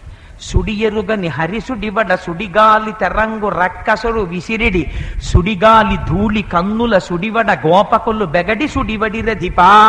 అక్కడ ఉన్న గోపబాలురు కూడా కళ్ళల్లో పడినటువంటి ఆ ధూళి చేత ఎదురుగుండా ఉన్న వస్తువు కనపడక సంభ్రమమునకు లోనైపోయారు. ఈ సమయంలో ఆ పిల్లవాణ్ణి పట్టుకుని సుడిగాలి ఆకాశంలోకి తీసుకెళ్ళిపోయింది. బాగా ఎత్తుకి తీసుకెళ్ళిపోయింది అనుకోండి, పిల్లల దగ్గర ఒక బలహీనత ఉంటుంది. మీరు పిల్లల్ని పట్టుకుని బాగా ఎత్తుకు తీసుకెళ్ళిపోతున్నారు అనుకోండి, వాళ్ళు బిగుసుకుపోతారు కూడా. మీరు అందుకే తెలియని ఆటలు ఆడుతుంటారు కొంతమంది. బాగా పొడుగ్గా ఉన్న వాళ్ళకి అదో చిత్రమైన ఆట. పిల్లవాడిని పట్టుకుని అసలు బాగా పొడుగ్గా ఉన్నటువంటి వాడు తండ్రి అయితే పిల్లాడికి ఒక పెద్ద కన్ఫ్యూజన్ ఉంటుంది. ఎందుకంటే బాగా పొడుగ్గా ఉన్నవాడు పిల్లాడిని ఎత్తుకున్నాడు అనుకోండి, వాడికి ఏరియల్ వ్యూలో ఉంటుంది కింద ప్రపంచం అంతాను. ఇంకా తండ్రి 6 అడుగులు ఎత్తు, దాని మీద ఇలా పెట్టుకుంటే ఆ పిల్లాడిని ఏమిడికి కింద ఏమిటో మా నాన్న ఇంత ఎత్తని తెలుసుకోలేడు కదా, ఇప్పుడు ఇంత కిందకుంది ఈ భూమి ఏవైనా కళ్ళు తిరుగుతాయేమో కూడా, దానికి తోడు వాడు ఇలా ఎత్తి ఆడడం కూడా మొదలెట్టాడు అనుకోండి, వాడు పాపం ఇలా బిగుసుకుపోతూ ఉంటారు పిల్లలు. అసలు ఆ ఎత్తుకి తీసుకెళ్లడంలోనే వాళ్ళకి ఇంకా ఊపిరి అందదు. వాడు అలా తీసుకుపోతున్నాడు. తీసుకుపోతుంటే స్వానుభవమున చెప్పు చవటలారా అని స్వానుభవంతో కొన్ని చెప్తూ ఉంటాను. నేను పిల్లవాడిని ఎత్తుకు తీసుకుపోతున్నారు. ఆ రాక్షసుడు తీసుకుపోతున్నప్పుడు ఇక్కడ పాపం యశోద ఏడుస్తోంది. సుడిగాలి వెళ్ళిపోయింది, పిల్లవాడు కనపడలేదు. ఇక్కడ పెట్టి తింతనయుడిక్కడ నాడుచునుండె గాలి తానెక్కడ నుండి వచ్చే శిశువెక్కడి మార్గము పట్టిపోయెనేడెక్కడ దొత్తునంచు అసితే క్షణగ్రేపు తెరంగు కిన్నయ్యై. ఆ ఎక్కడ చూసినా సరే పాపం ఇక్కడ పెట్టి తింతనయుడిక్కడ నాడుచునుండే, ఇక్కడే పెట్టాను పిల్లాన్ని, ఇక్కడే ఆడుకుంటున్నాడు. అక్కడి నుంచి వచ్చిందో గాలి పిల్లాన్ని తీసుకెళ్ళిపోయింది. అయ్యో అని గ్రేపు తెరంగు కిన్నయ్యై ప్రొక్కుచువాలు క్రియ భూస్థలివాలే దురంత చింతయ్యై ఏడుస్తూ దూడ కోసమని పరిగెత్తిన ఆవులా. ఎంత గొప్ప ఉపమానం అండి నిజంగా. నాకు అనిపిస్తుంది పోతన గారు వ్యవసాయం చేసిన మహానుభావుడు కదా, అందుకని ఎక్కడ వెయ్యాలో ఆ ఉపమానాన్ని అక్కడ వేశారనిపిస్తుంది. నేను ఎందుకు ఈ మాట అంటున్నానంటే, పల్లెటూళ్ళల్లో మీరు చూశారో లేదో, ఆవుల్ని పొలానికి తీసుకెడితే ఆవు ఇప్పుడు ఏదో ఒక ఇంట్లో ఉన్న కూతురో కోడలో అనుకోండి, ప్రసవానికి దగ్గరికి వస్తుందంటే ఏ హాస్పిటల్కో తీసుకెడతాం, ఒక్కొక్కసారి మనుష్యుల విషయంలోనే కుదరదు. అలాంటిది ఒక ఆవు ప్రసవిస్తుందని ఎవరికి తెలుస్తుంది? అందుకని పాపం దాన్ని కర్రతో కొట్టుకుంటూ పొలానికి తీసుకెడతారు. దానికి ఏం నొప్పులు వస్తున్నాయో ఎవరికి తెలుసు? అలాగే పాపం నడుస్తూ పొలానికి ఎడుతుంది. దానికి పాపం ఒక్కొక్కసారి అసలు యజమాని కూడా దగ్గర ఉండడు. ఆ దూడని ఈంతుంది, ఆ దూడ కింద పడిపోతుంది. ఆశ్చర్యం ఏమిటంటే తన నాలుకతో నాకిదని మావిని శుభ్రం చేసుకుంటుంది. శుభ్రం చేసుకుంటే యజమాని చూస్తాడు, ఓహో ఆవు ఈనిందిరా అని. సంతోషంగా ఏం చేస్తాడు? ఆవుని దూడని ఇంటికి తీసుకెళ్ళడం. మీరు గమనించాలి, పసిపిల్లాన్ని పట్టుకున్నట్టు దాని గంగడోల కింద చెయ్యేసి, దాని తోక పక్క నుంచి ఆ తొడల కింద నుంచి చెయ్యేసి 4 కాళ్ళు గుండెల మీద వేలాడుతుండగా చిన్న ఆవు దూడ మొహం ఇటు పక్కన పెట్టుకుని అంబే అని అరుస్తూ ఉంటుంది. అది అంబే అంటుంది, అమ్మవారిని పిలిచినట్టు అంటుంటే ఆయన ఇలా పట్టుకుని ముందు నడిచి వెళ్ళిపోతుంటాడు ఆ ఆవు దూడని. అప్పుడే ఈయనటువంటి ఆవు ఎంత నొప్పిగా ఉంటుందో, ఎంత బాధగా ఉంటుందో, దానికి ఎంత కష్టంగా ఉంటుందో తెలియదు. కానీ పట్టుకుపోయలే దోడనే, ఇప్పుడు నేను ఎక్కడ నడవగలను, నేను ఇప్పుడు లేవలేను, నా వల్ల కాదు అన్నది చూసుకోదని నేను అనుకుంటున్నాను. అది లేచి ఆ దూడ కోసమని అంబా అంబా నరుచుకుంటూ వెళ్ళిపోతుంది. ఒక్కొక్కసారి నేను అన్నవరం పాదయాత్ర చేస్తూ చూసి రోడ్డు మీద అలా ఉండిపోయిన నిశ్చేష్టుండే ఒక దూడని బండిలో పెట్టి పట్టుకెళ్ళిపోతున్నారు. అప్పుడే ఈయన ఆవు అనడానికి దాని పృష్ఠభాగంలో సాక్ష్యం కనబడుతోంది. ఇంకంతకన్నా నేను దాని గురించి చెప్పక్కర్లేదు. ఆ ఆవుకి బాధ ఉండదండి, ఒక మనుష్యుడుకున్నట్టు దానికి ఉండదా బాధ? అది ఏ ఊరు నుంచి ఏ ఊరికి తీసుకెడుతున్నారో, బండిలో మనుషులు కూర్చుని హాయిగా దూడని పట్టుకుని వాళ్ళు కబుర్లు చెప్పుకుంటూ బండిలో వెళ్ళిపోతున్నారు. ఎంత నిప్పెడుతోందో, కొంచెం సేపు ఆగితే బండి దూరం వెళ్ళిపోతుందేమో, నా దూడ తప్పిపోతుందేమో, మళ్ళీ నేను నా దూడని పొందలేమోనని ఆ నిప్పితోనే ఆ ఆర్తితోనే ఇంత గడ్డి కూడా తిందో లేదో పచ్చమ్మాట దేవుడెరుగు అంబా అంబా అంటూ మోరలెత్తి వెళ్ళిపోతుంది ఆ బండి వెనకాల. అలా వెళ్ళిపోవడంలో ఆ ఆవు ప్రేమని మీరు సమస్త వాంగ్మయాన్ని తీసుకొచ్చి పెట్టినా వర్ణించలేదు. పోతన గారికి ఆ దృష్టాంతం పడింది. ఇప్పుడు ఎంత గొప్ప మహానుభావుడండి పోతన గారు నిజంగా. ప్రొక్కుచువాలు గోవు క్రియ భూస్థలివాలే దురంత చింతయ్యి. ఆవిడిట నేల మీద పడిపోయిందిట, నేను నందుడి భార్యనని కూడా చూసుకోలేదు. పడిపోయి ఇక్కడ పెట్టి తింతనయుడిక్కడ ఆడుచునుండే. ఇది సహజ కవిత్వం అంటే. ఆయన దర్శనం చేసి రాసుకున్నాడండి మహానుభావుడు. పిల్లాన్ని రాక్షసుడి ఎత్తుకుపోయాడు అని ఆవిడ అనలేదు. పిల్లాడు తప్పిపోతే తల్లి ఎలా ఏడుస్తుందో అలా ఏడ్చింది. ఇక్కడ పెట్టాను పిల్లాన్ని, ఎక్కడి నుంచి వచ్చిందో సుడిగాలి పట్టుకుపోయింది పిల్లాన్ని. ఎందుకు ఆ పిల్లాన్ని వెళ్ళిపోయాడు, నేను ఉండిపోయాను. ఎక్కడున్నాడో నా తండ్రి, ఏ ఆకాశంలోకి తీసుకుపోయిందో అమ్మా అమ్మా అని ఏడుస్తున్నాడో, నిష్కారణంగా దింపేశాను పిల్లాన్ని అని భూస్థలివాలే దురంత చింతయ్యి. దూడ కోసం ఆవు పరిగెత్తినట్టు ఎక్కడ కనపడతాడు ఆకాశంలోకి ఎత్తుకుపోయినవాడు? ఏడుస్తూ నేల మీద పడిపోయింది. తన కోసం ఆర్తి పొందుతున్న అమ్మని గమనించాడు. హరి ఆ పట్టికెడుతున్నటువంటి పిల్లవాడు బరువెక్కిపోతున్నాడు. బరువెక్కిపోతుంటే పిల్లవాడికి కళ్ళు తిరగడం మానేసి పట్టికెడుతున్న వాడికి కళ్ళు తిరుగుతున్నాయి. ఎందుకని ఈ బరువుకి పైకి తీసుకెళ్దాం అనుకున్న వాడిని కిందకి లాగుతున్నాడు. ఈయనేం చేశాడు, ఏదో భయపడిపోయిన పిల్లాడిలాగా ఏనుగు కాలికి గొలుసులేసినట్టు ఆయన మెడకి 2 చేతులు వేసి బిగించాడు. వాడు ఇంకా పిల్లాడని అనుకుంటున్నాడు. అది విచిత్రం. 2 చేతులు వేసి బిగించి బరువు పెరగడం మొదలెట్టాడు. ఈ బరువు వాడి మెడకేసేసాడేమో, వాడి కింద పడిపోతున్నాడు. హరికరతల పీడనమున్న పరవశుడై రాల మీద భగ్నాంగకుడై సురవైరి భటుడు కూలెను పురభంజను గోల కూలు పురముంబోలెన్. మళ్ళీ శివకేశ శోభేదం. ఏమి పోతన గారండి, పురములను కొట్టినప్పుడు పరమశివుడు త్రిపురములు ఎలా పడిపోయాయో రాక్షసుడు అలా పడిపోయాడు. రాళ్ళ మీద పడిపోయి వాడి శరీరము భగ్నమైపోయింది, ముక్కలైపోయింది. ఎందుకోసం అంత లీల చేశాడు? ఏడుస్తున్న అమ్ముందక్కడ. తన కోసం ఆర్తితో పిలిచేవాడుంటే పరమాత్మ పలుకుతాడు. మీకు నేను ఒక ఉదాహరణ చెప్తా. నా మనసు పొంగిపోతోంది పోతన గారి గురించి, అందుకని పోతన గారినే తీసుకుంటాను ఉదాహరణగా. పోతన గారు భాగవతాన్ని అంకితం ఇస్తారనుకుని ఒకనాడు కర్ణాటక ప్రభువులు వేటకొచ్చారు. ఆ తర్వాత ఆయన పద్యం రాశారని తెలిసి వాళ్ళకి కోపం వచ్చింది. ఈ మనుజేశ్వరాధములకిచ్చి పురంబులు వాహనంబులను సొమ్ములు కొన్ని పుచ్చుకొని సొక్కి శరీరము వాసి కాలుచే సమ్మెటవాటులంబడక శ్రీహరికిచ్చి సమ్మతి శ్రీహరికిచ్చి చెప్పే ఈ బమ్మెర పోతరాజొకడు భాగవతంబు జగద్ధితంబు కన్నన్నారాయన. నేను కోరి చెప్పుకుంటున్నాను, ఈ మనుజేశ్వరాథములకి నేను ఇవ్వను భాగవతాన్ని.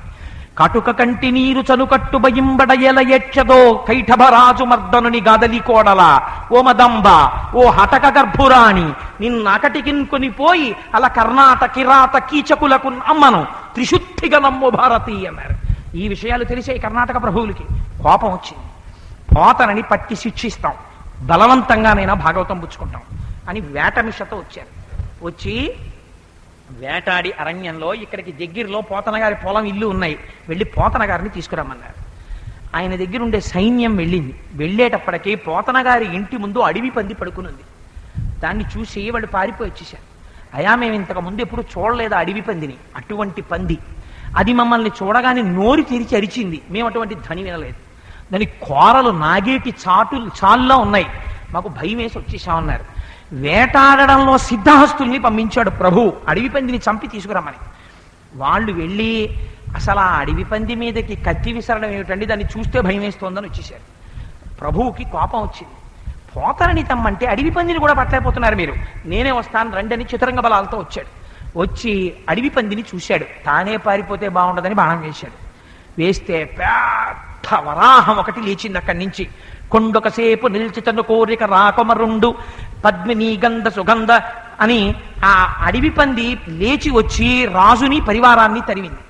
తరిమితే పారిపోతున్నారు వీళ్ళందరూ. ఆ అడవి పంది ఎరిచినటువంటి అరుపులకి లోపల పోతన గారికి బాహ్య స్ఫృతి వచ్చింది. ఆయన అప్పుడు రాసుకుంటున్నది భూమిని ఉద్ధరిస్తున్న ఆదివరాహావతార ఘట్టాన్ని ఆంధ్రీకరిస్తున్నారు. ఆంధ్రీకరించి ఆ పద్యాలు పాడుకుని పరవశించిపోతున్నారు స్వామి గురించి. ఆయనని పట్టి తెమ్మని ప్రభువు పంపాడు. ఆదివరాహమే కాపు కాసింది. బయటికి వచ్చి చూసేటప్పటికి తెల్లటి అడవి పంది దర్శనమిచ్చింది. స్వామి, నన్ను రక్షించావా యజ్ఞవరాహమా అని స్తోత్రం చేశారు. రక్షించుకోలా? ఆయన నామం చెప్పి స్వామి నువ్వు ఉన్నావన్న వాళ్ళని ఆర్తితో కాపాడుకుంటాడు. విత్త వయోరూప విద్యా బలైశ్వర్య కర్మ జన్మ గర్వముడిగి ఏక విధమున విమలుడయ్యవ్వడుండు వాడు నా కొరకు రక్షింపవలయువాడు అన్నాడు ఆయన. వాణ్ణి నేను రక్షించడం కాదు, వాడు నా కొరకు నేను వాడిని రక్షించుకోవాలి. వాడి కొరకు నేను రక్షించట్లేదు. అటువంటి వాణ్ణి రక్షించకపోతే నేనుండి ప్రయోజనం ఏమిటి? నేను లేనట్టు. నేను ఉన్నాననడానికి వాణ్ణి రక్షించాలి, అందుకు రక్షిస్తున్నానన్నాడు పరమాత్మ. సకృదేవ ప్రపన్నాయ తమాస్మీచిత యాచితే అభయం సర్వభూతేభ్యో దదామ్యే తద్వ్రతం మమ అన్నాడు రామచంద్రమూర్తి యుద్ధకాండలో. మనుష్యులు కాదు, సమస్త పిపీలికాది పర్యంతంలో రామా నేను నీవాడనన్న వాణ్ణి రక్షించుకు తీరుతాను, ఇది నా ప్రతిజ్ఞ అన్నాడు స్వామి. అందుచేత ఆ భూమి మీద పడి ఇక్కడ పెట్టి తింతనయుడిక్కడ నాడుచు నుండి గాలి తానెక్కడ నుండి వచ్చి శిశువెక్కడి మార్గము పట్టిపోయే అని ఏడ్చిన యశోదని రక్షించడానికి పరమాత్మ ఆ వచ్చిన తృణావర్తుణ్ణి భంజించి తనకి తాను దక్కాడు. హరికరతల పీట నమ్మున్న పరవశుడై రాల మీద భగ్నంగకుడై సురవైరి భటుడు కూలెను పురభంజను గోల కూలు పురముంబోలెన్. పరమశివుడి చేతి బాణపు దెబ్బక పడిపోయిన త్రిపురములు పడిపోయినట్టు పడిపోయాడు కింద. పడిపోయి శరీరం వ్రక్కలైపోయింది. అప్పుడు చూసి సంతోషపడిపోయి యశోదాదేవి ఒక మాట అంటుంది, గత జన్మంబులనేమి చేసితిమో, యాగశ్రేణులేమేమి చేసితిమో, ఎవ్వరికేమి పెట్టితిమో, ఏ చింతారతిన్ పొద్దుపుచ్చితిమో, ఏ సిద్ధాశ్రమమునం త్రొక్కితిమో, సత్యంబులనేమి పల్కితిమో, ఇప్పుడు చూడగంటిమి చటన్ కృష్ణార్భకున్ నిర్భయున్.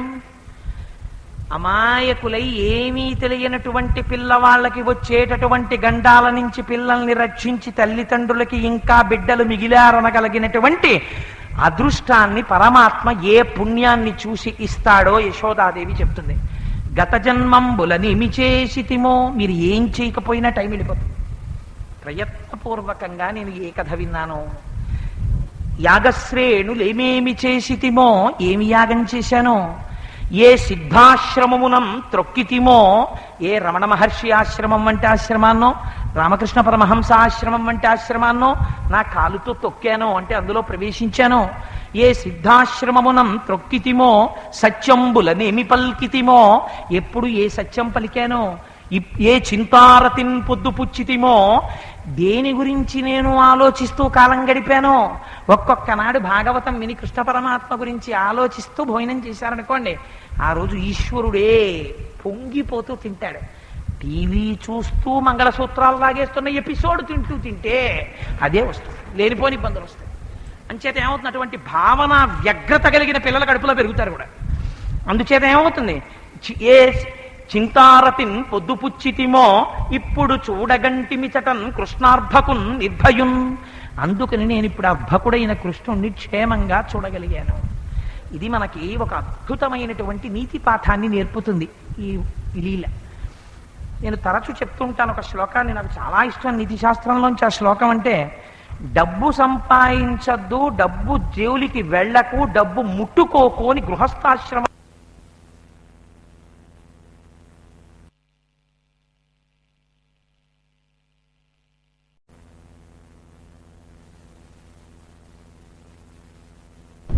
అందుకని శాస్త్రం ఒక మాట చెప్పింది, మాతానిందతి నాభినందతి పితా భ్రాతా న సంభాషతే, భృత్యకృత్య కుప్యతి నాను గచ్చతి సుఖాకాంతాపి నాలింగతే, అర్ధ ప్రార్థన శంకయా న కురుతే సల్లాపమత్రం సుహృత్, తస్మాత్ నైతికమర్థమార్జన శృణు సఖే విత్తేన సర్వే వశాః. నువ్వు డబ్బు సంపాదించకపోతే మాతానిందతి, అమ్మ తిడుతుంది. నాభినందతి పిత, తండ్రి సంతోషంగా అభినందించడు కొడుకుని. నాభినందతి పిత భ్రాతా న సంభాషతే, అన్నదమ్ములు మాట్లాడరు. భృత్యకుప్యతి, సేవకులు అసహ్యించుకుంటారు. ఊరుకోవా పని చెప్తావు కానీ 5 రూపాయలు ఇవ్వలేవు అని. భృత్యకుప్యతి నాను గచ్చతి సుత, తండ్రి గారి ఇంటికి వస్తుంటే కొడుకు ఎదురొచ్చి ఉత్తరీయం అందుకుని, నాన్నగారు కాళ్ళు కడుక్కోవడానికి నీళ్లు పెట్టానండి అండవు. భృత్యకుప్యతి నాను గచ్చతి సుత కాంతాపి నాలింగతే, భార్య ప్రియమార కౌగిలించుకోదు. కాంతాపి నాలింగతే, అర్ధ ప్రార్థన శంకయా న కురుతే సల్లాపమాత్రం సుహృత్. స్నేహితుడైనటువంటి వాడు వాళ్ళంత దూరంలో కనబడితే వీడు డబ్బు అడుగుతాడేమో అని అవసరం లేకపోయినా పక్క సందులోకి వెళ్ళిపోతాడు. నువ్వు ఇలా అన్నా వాడు మళ్ళీ తిరిగి ఇలా అండం. అర్ధ ప్రార్థన శంకయా న కురుతే సల్లాపమాత్రం సుహృత్, తస్మాత్ నైతికమర్థమార్జన శృణు సఖే విత్తేన సర్వే వశాః. కాబట్టి డబ్బు సంపాదించు, కానీ ఎలాగో తెలుసా, న్యాయాన్ని పక్కన పెట్టి నైతిక మార్గాన్ని విడిచిపెట్టి సంపాదించు. సంపాదించి పెట్టే ముందు ఒక్క విషయం బాగా గుర్తుపెట్టుకో. శృంగగిరి పీఠాధిపతులు ఒకసారి ఉపన్యాసం చేశారండి. ఆయన చేసిన ఉపన్యాసం కేవలము అర్థము, డబ్బు గురించి. నిజంగా అందులో ప్రతి అక్షరాన్ని బంగారంతో రాసినా సరే మనం దానికి విలువ కట్టలేం. అటువంటి ప్రసంగం. అందులో ఒక్క వాక్యం ఇవాళ నేను విజ్ఞాపన చేస్తాను. శృంగగిరి పీఠాధిపతులు అంటారు, నీకు ఒక కామధేనువుని తెచ్చి ఒక ఋషి ఒక రోజు ఇచ్చాడు, నువ్వు వ్యవసాయం చేసుకుంటున్నావు. ఇచ్చి, అయ్యా ఒక రోజు పాటు ఈ కామధేనువుని నీ దగ్గర ఉంచుకో, మళ్ళీ రేపు ఉదయం వచ్చి నేను ఈ కామధేనువుని తీసుకెడతాను, ఈ కామధేనువుతో నీకేమైనా ప్రయోజనం కావాలంటే సిద్ధింప చేసుకో, ఇది కోరికలు తీరుస్తుంది అని నీకు కామధేనువుని ఇచ్చి వెళ్ళిపోయాడు ఒక ఋషి. మరునాడు ప్రొద్దున్న ఋషి వచ్చి కామధేనువుని నాకు ఇచ్చేయి, 24 గంటలు అయిపోయింది తీసుకెళ్ళిపోతున్నాను అంటుంటే ఈయన ఇచ్చేశాడు కామధేనువుని. ఇచ్చేసినప్పుడు ఆయన అడిగాడు, 24 గంటలు కామధేనువుని నీకిచ్చి నీకు కావలసిన కోరికలు పుచ్చుకో అని చెప్పాను, ఏమైనా కోరిక తీర్చుకున్నావా కామధేనువుతో అని అడిగాడు. అయ్యా మీ అనుగ్రహంతో తీర్చుకున్నాను అన్నాడు ఆయన. ఏమి తీర్చుకున్నావు అని అడిగాడు. అడిగితే ఎప్పటి నుంచో ఈ 2 ఎద్దులతో నాగలు చేస్తున్నాను కదా అని ఒక ఎద్దు వదిలేసి దీన్ని కట్టి పొలం దున్నుకున్నానండి అన్నాడు. వాడిని ఏమనాలి మీరు? వాడు ఎంత అమాయకుడు నిజంగా. కామధేనువునిస్తే పొలం దున్నుకోమనే దాంతో. మనుష్య శరీరం జంతువునాం నరజన్మ దుర్లభం. ఈ శరీరం రావడం మళ్ళీ ఎప్పటికొస్తుందో తెలియదు. దీనికి 2 గొప్ప శక్తులు ఉన్నాయి. ఒకటి, ఇది ఈశ్వర నామము చెప్పగలదు. 2, ఈశ్వరుణ్ణి సేవించగలదు. ఈ 2 చెయ్యని వాడు కామధేనువుని నాగలికి కట్టుకోవడానికి వాడుకున్న వాడి కన్నా గొప్పవాడా? ఇటువంటి శరీరము పొంది ఈశ్వర సేవకి ఇది ఉపయోగపడలేదు. ఇంకా నువ్వు ఏది చేసినా నాగలికి కట్టుకున్న వాడితో సమానం అంతే. అలా నాగలికి కట్టుకున్నవాడు ఎటువంటి వాడో కేవలము అర్ధతృష్ణ ఎందున్నవాడు అటువంటి వాడే. తృష్ణ సామాన్యమైంది కాదు. అర్థము ఎంతవరకు అవసరమో అంతవరకు సంపాదించడం గృహస్థాశ్రమంలో ఉన్నవాడికి దోషము కాదు. కానీ మితిమీరి కోరికలను అదుపులో పెట్టుకోకుండా విపరీతంగా సంపాదించాలన్న వ్యామోహంతో డబ్బు కోసమే తిరిగితే చిట్ట చివరికి వెళ్ళిపోతాడో తెలుసా అండి? అర్ధాతురాణం నగురుర్న బంధు.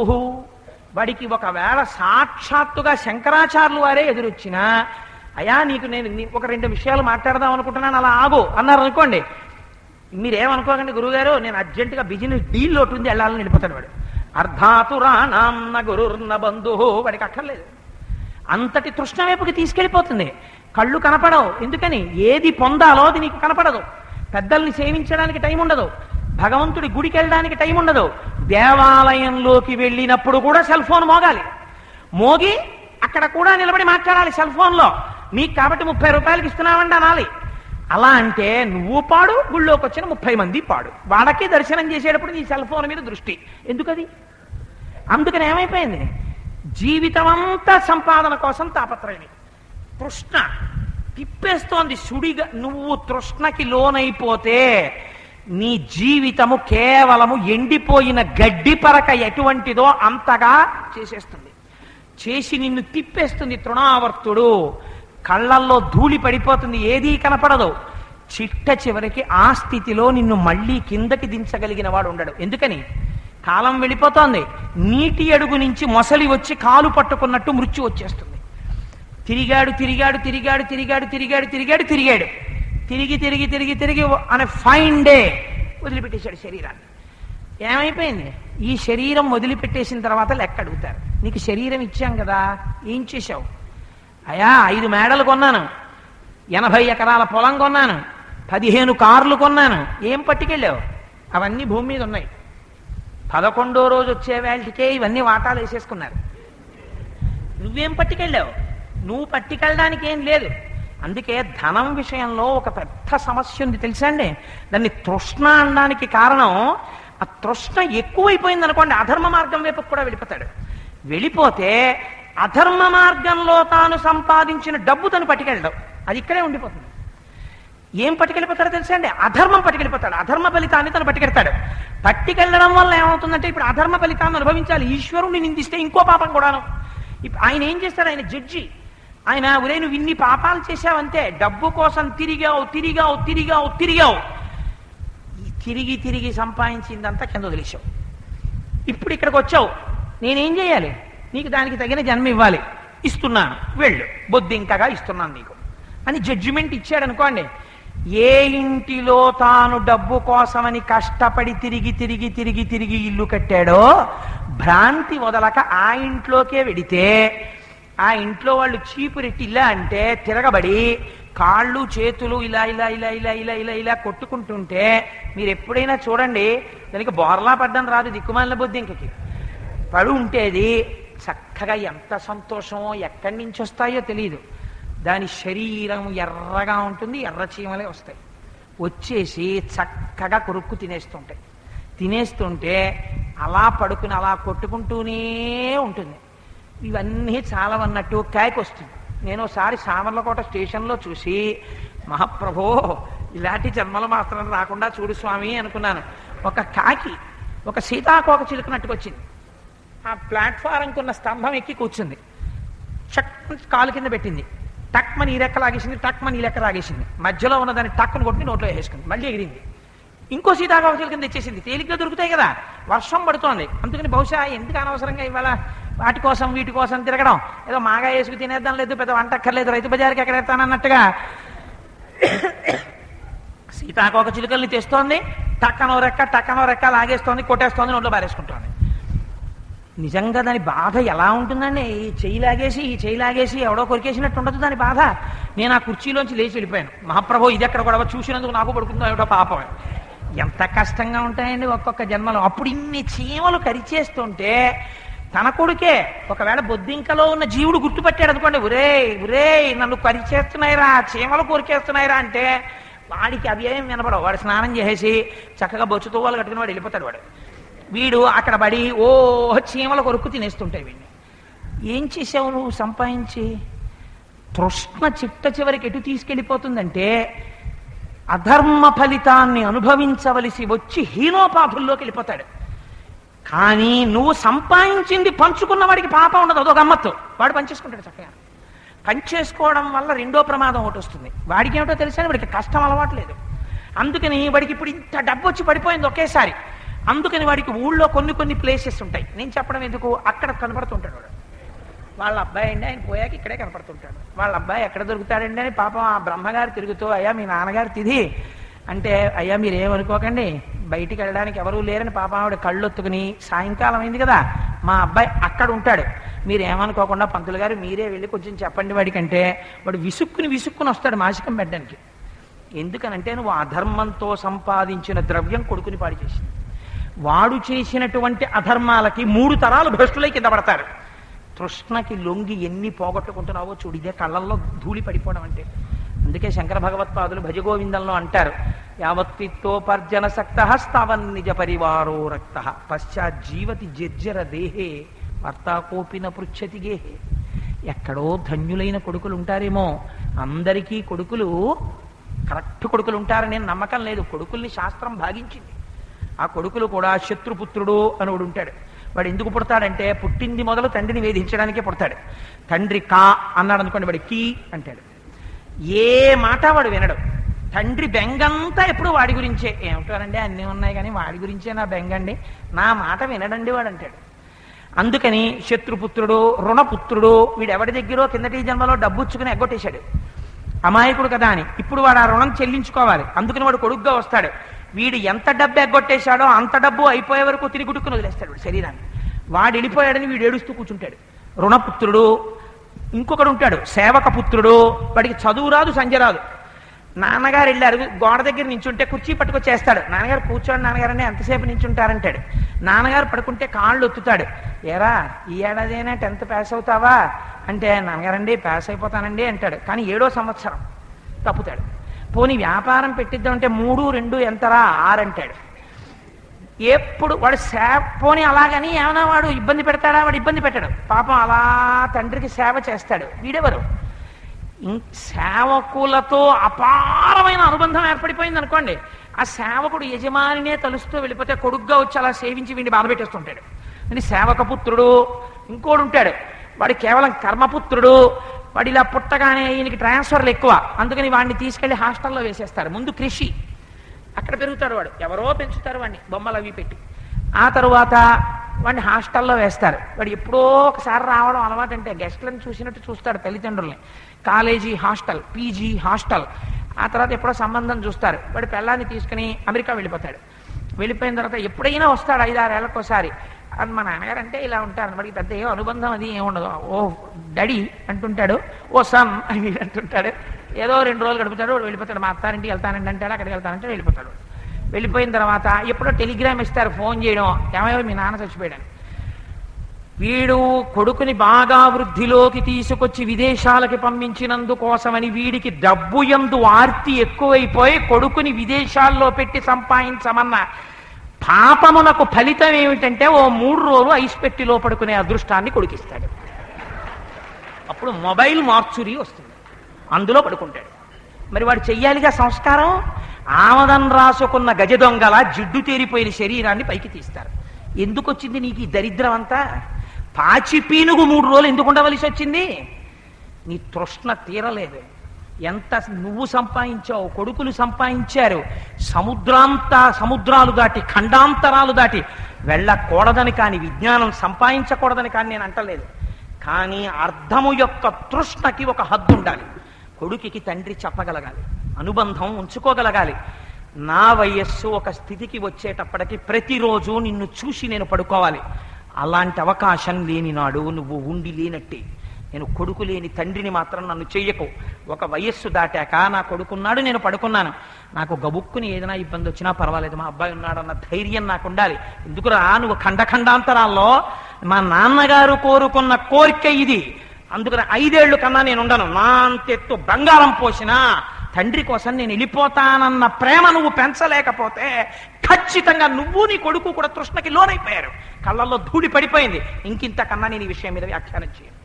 కాబట్టి ఏమైంది? అదే తృణావర్తోపాఖ్యానము. కృష్ణ పరమాత్మ లీల చేసి నేర్పారు మనకి, ఇలా బ్రతకడం నేర్చుకో. పాపం వసుదేవుడు బెంగ పెట్టుకున్నాడు అక్కడ. అయ్యో నాకు కొడుకు పుట్టాడు, ఎక్కడో అక్కడ పెరుగుతున్నాడు నందవ్రజంలో, పిల్లవాడికి పేరు కూడా లేదు ఇప్పటి వరకు అని గర్గుణ్ణి పంపించాడు. గర్గుడు మహాశివభక్తుడు, పూర్తి చేస్తానండి. మహాశివభక్తుడు, వేదాంగములు చదువుకున్నవాడు, గొప్ప అనుష్ఠాన తత్పరుడు. ఇలా అన్నానని మీరు ఇప్పుడే లేచిపోక్కర్లేదండి, ఇది చాలా ముఖ్యమైన విషయం, అందుని కూర్చోవచ్చు. అందుచేత ఆ గర్గుడు నందవ్రజానికి వచ్చాడు. వస్తే పాపం నందుడు ఎదురెళ్ళి ఒక గొప్ప మాట చెప్పాడు. ఇంటికి ఎవరైనా మహాత్ములు వచ్చారనుకోండి, మాట్లాడడంలో ప్రవర్తించడంలో ఒక నియతి ఉండాలి, ఒక గౌరవం ఉండాలి. అది కూడా చేత కాలేదనుకోండి, ఇంటికి ఒక మహాపురుషుడు వస్తే ఆయన అన్నీ చదువుకుని భగవద్భక్తి తత్పరుడైనటువంటి వ్యక్తి ఇంటికి వస్తే నువ్వు ఇలా వంగి కరాటే పెట్టినట్టు ఇలా ఓ దండం పెట్టి ఇలా ఆయనకి షేక్ హ్యాండ్ ఇవ్వడం కాదు కదా, దానికి ఒక మర్యాద ఉంది, ఒక నమస్కారం చేయడం, కనీసం ఇలా కలపడం నీకు రావాలి. నీ కొడుకు అలా రాలేదంటే నీది తప్పు. కొడుకుడు చెడుగైన తండ్రి తప్పు, అశ్వంబు చెడుగైన అశ్వారోహకుని తప్పు, కూతురు చెడుగైన మాత తప్పు. అందుకని కూతురు కానీ సరిగ్గా ఉండకపోతే తల్లి తప్పు, కొడుకు సరిగ్గా ఉండకపోతే తండ్రి తప్పు. గుర్రం చెడుగైతే గుర్రం ఎక్కి నడిపించేవాడి తప్పు. అందుకని ఎవరిది ఏది తప్పో శాస్త్రం చెప్పేసింది నిష్పక్షపాతంగా. అందుచేత నువ్వు జాగ్రత్తగా ఉండి సంస్కారం నేర్పుకోవాలి. చూపిస్తున్నాడు నందుడు.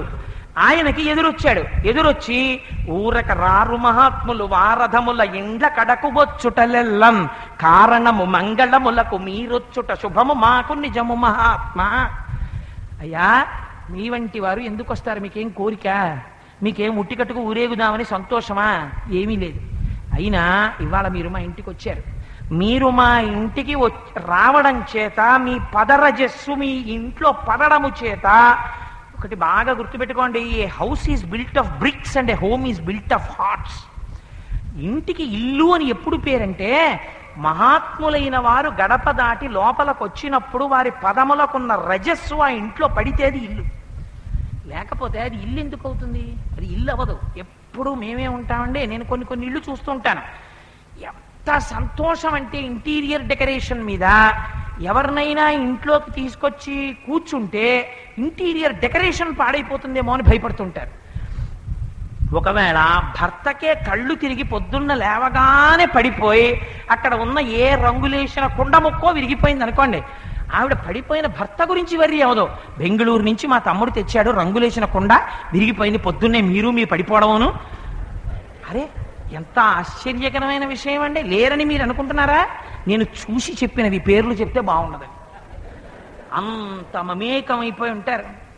ఊరక రారు మహాత్ములు రథముల ఇండ్ల కడకు వచ్చుటలెల్లన్ కారణము మంగళములకు మీరొచ్చుట శుభము మాకు నిజము మహాత్మా. అయ్యా, నువ్వు రావడమే మాకు శుభం. నువ్వు ఒక్క గుక్కడు మంచినీళ్లు తాగడం మాకు శుభం. నువ్వు ఒక్క కాసిని పాలు తాగడం మాకు శుభం.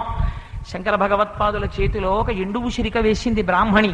వేస్తే వందే వందారు మందారం ఇందిరానంద కందలం అమందానంద సందోహ బంధురం సింధురాననం అంగం హరేహ పులకభూషణమాశ్రయంతి భృంగం గనేవ ముకుళాభరణంతమాలం అంగీకృతాఖిల విభూతి రపంగలీలా మాంగళ్యదాస్తు మమ మంగళ దేవతాయా. ఆవిడ దరిద్రాన్ని చూసి శంకరాచార్యులు వారు బాధపడ్డారు. బాధపడితే శంకరాచార్యులు వారు ఏంటి డబ్బడిగారండి, శంకరులు బాధపడితే కనక ఉసిరికలు బ్రాహ్మడికి దొరికాయి. ఒక మహాత్ముడు నీ ఇంట అడుగుపెట్టిన వేళ విశేషం, ఆయన చేతిలో ఒక వస్తువు పడిన వేళ విశేషం, నీ వంశం నిలబడిపోతుంది, నీ వంశం వృద్ధిలోకి వస్తుంది. ఆయన నీ వలన పొందిన సేవల చేత ఊహించని రీతిలో పైకి రావచ్చు వంశం. ఎందుచేత ఈశ్వరుడు కటాక్షిస్తాడు. ఈ ఒక భక్తుడికి చేస్తున్నటువంటి సేవ చూసి పొంగిపోయి, అందుచేత మీరు రావడం మా అదృష్టం, మా బిడ్డలకి నామకరణం చెయ్యండి అన్నాడు. అంటే గర్గుడు అన్నాడు, ఆయన కంసుడు ఆదేశం ఇచ్చాడు పసిపిల్లల్ని చంపమని. నీ దగ్గర పసిపిల్లలున్నారని తెలిస్తే వాళ్ళని వధిస్తాడు, రహస్యంగా నామకరణం చేస్తాను అని ఈ పిల్లవాడికి సంకర్షణుడిగా జన్మించాడు. ఎందుచేత వీడు నందవ్రజంలో పుట్టవలసిన వాడు ఇక్కడ పుట్టాడు, అందుకని గర్భ సంకర్షణమైంది కాబట్టి వీడికి అందులో రహస్యం వేరు. అసలు నిజంగా రోహిణి ఎక్కడ ఉండాలి? ఆయనతో పాటే ఉంటే వసుదేవుడితో మధురలో ఉండాలి. మధురలో పుట్టవలసిన వాడు ఇక్కడ పుట్టాడు, పైకి చెప్పకుండా చెప్తున్నాడు. నిజంగా ఎక్కడ పుట్టాలి? దేవకీదేవి కడుపున మధురలో పుట్టాలి. గర్భ సంకర్షణంతో ఇక్కడ పుట్టాడు. సత్యమే చెప్తున్నాడు. నందుడికి వేరొకలా అర్థం అవుతుంది. గర్భ సంకర్షణమైంది కాబట్టి బలము మిగుల కలగా బలభద్రుడనిలో కర్రమణుడగుట చేసి రాముడనియు సతికి పుట్టె గర్భ సంకర్షణంబున సంకర్షణుండని డిఘనుడు సుతుడు. అందుకని ఈయనకి రాముడు సంకర్షణుడు అని పేరు పెడుతున్నాను. ఈ రెండో ఆయన ఉన్నాడే, ఇవాళ నల్లగా ఉన్నాడు, గుర్తుపెట్టుకో. ఇతను ఒకప్పుడు పసుపు, ఒకప్పుడు ఎరుపు, ఒకప్పుడు తెలుపు, రకరకాలుగా ఉంటాడు. పురుషుణ్ణి చెప్పడం కూడా కుదరదు, స్త్రీ అని చెప్పడం కూడా కుదరదు. ఎప్పటికీ ఎలా ఉంటాడో తను చేసిన చేష్టితములను బట్టి పేరు తెచ్చుకుంటాడు. కొండనిత్తి గోవిందా అనిపించుకుంటాడు. ఇదేంటి పొట్టివాడై భూమిని సంపాదించి వామనా అనిపించుకుంటాడు. చేష్టితముల చేత పేర్లు తెచ్చుకున్నవాడే కానీ తనకు తాను పేరు పెట్టుకున్నవాడు కాడు. సాక్షాత్తు నారాయణుడే అనుకో. ఇతపూర్వం ఇతను వసుదేవుడికి కూడా జన్మించాడు కాబట్టి వాసుదేవుడిని కూడా అనొచ్చు అన్నాడు. అంటే బహుశా ఈ పిల్లాడే ఇతపూర్వ జన్మల్లో వసుదేవుడికి పుట్టాడని నందుడు అనుకుంటున్నాడు, అందుకని వాసుదేవుడు అనొచ్చు. ఈ పిల్లవాడు ఇప్పుడు నీకు జన్మించాడు. ఈ పిల్లవాడు జన్మించి నువ్వు ధన్యుడవయ్యావు. ఎందుకో తెలుసా? ఇతను నారాయణ సమానుడు, నారాయణుడే అనుకో. వీళ్ళకి పేర్లు పెట్టి నేను ధన్యుణ్ణయ్యానయ్యా. ఈ పిల్లవాడిని చూసినా విన్నా చెప్పినా దొరికేది నిరతిశయ ఆనందమే. అందుకే ఈ పిల్లవాడికి ఇంకొక పేరు పెట్టను, కృష్. నిరతిశయ ఆనంద స్వరూపుడు కనుక నల్లని వాడిగా కనపడుతున్నాడు కాబట్టి నల్లని వానిగా కృష్ణ అని పిలుస్తున్నాను అని పిల్లలిద్దరికీ పేర్లు పెడితే పొంగిపోయాడు. పట్టుబట్టలు ఇచ్చాడు, సంబారాలు ఇచ్చాడు, సత్కారాలు చేశాడు. మళ్ళీ మళ్ళీ ఆయన కాళ్ళ మీద పడి నమస్కారం చేశాడు. ఆ విధంగా బలరామకృష్ణులకి పేర్లు పెట్టబడ్డాయి. రేపటి రోజున కృష్ణ లీలల గురించి, ఆ యశోద పొందినటువంటి అదృష్టాన్ని గురించి, అందున సోమవారం కదా, శివకేశవ అభేదంగా లీలలు ఎలా పెడతాయో రేపటి రోజున వివరణ చేస్తాను. అటువంటి అదృష్టం ఈశ్వరుడు నాకు ఇచ్చి పలికించుగాక అని ప్రార్థన చేస్తూ, మంగళాశాసన పరై మదాచార్య పురోగమై సర్వైశ్చ పూర్వైరాచార్యై సకృతాయాస్తు మంగళం. మంగళం కోసలేంద్రాయ మహనీయ గుణాత్మనే చక్రవర్తి తనూజాయ సర్వభౌమాయ మంగళం. ఉమాకాంతాయ కాంతాయ కామితార్థప్రదాయినే శ్రీగిరీశాయ దేవాయ మలినాథాయ మంగళం. కరచరణ కృతం వా కర్మ వాక్కాజిజం వా శ్రవణనైనజం వా మానసం వాపరాధం విహితమ విహితం వా సర్వమేత్తక్షమస్వ. శివ శివ కరుణాబ్ధే శ్రీ మహాదేవ శంభో. సర్వం శ్రీ ఉమామహేశ్వర పరబ్రహ్మార్పణమస్తు. స్వస్తి.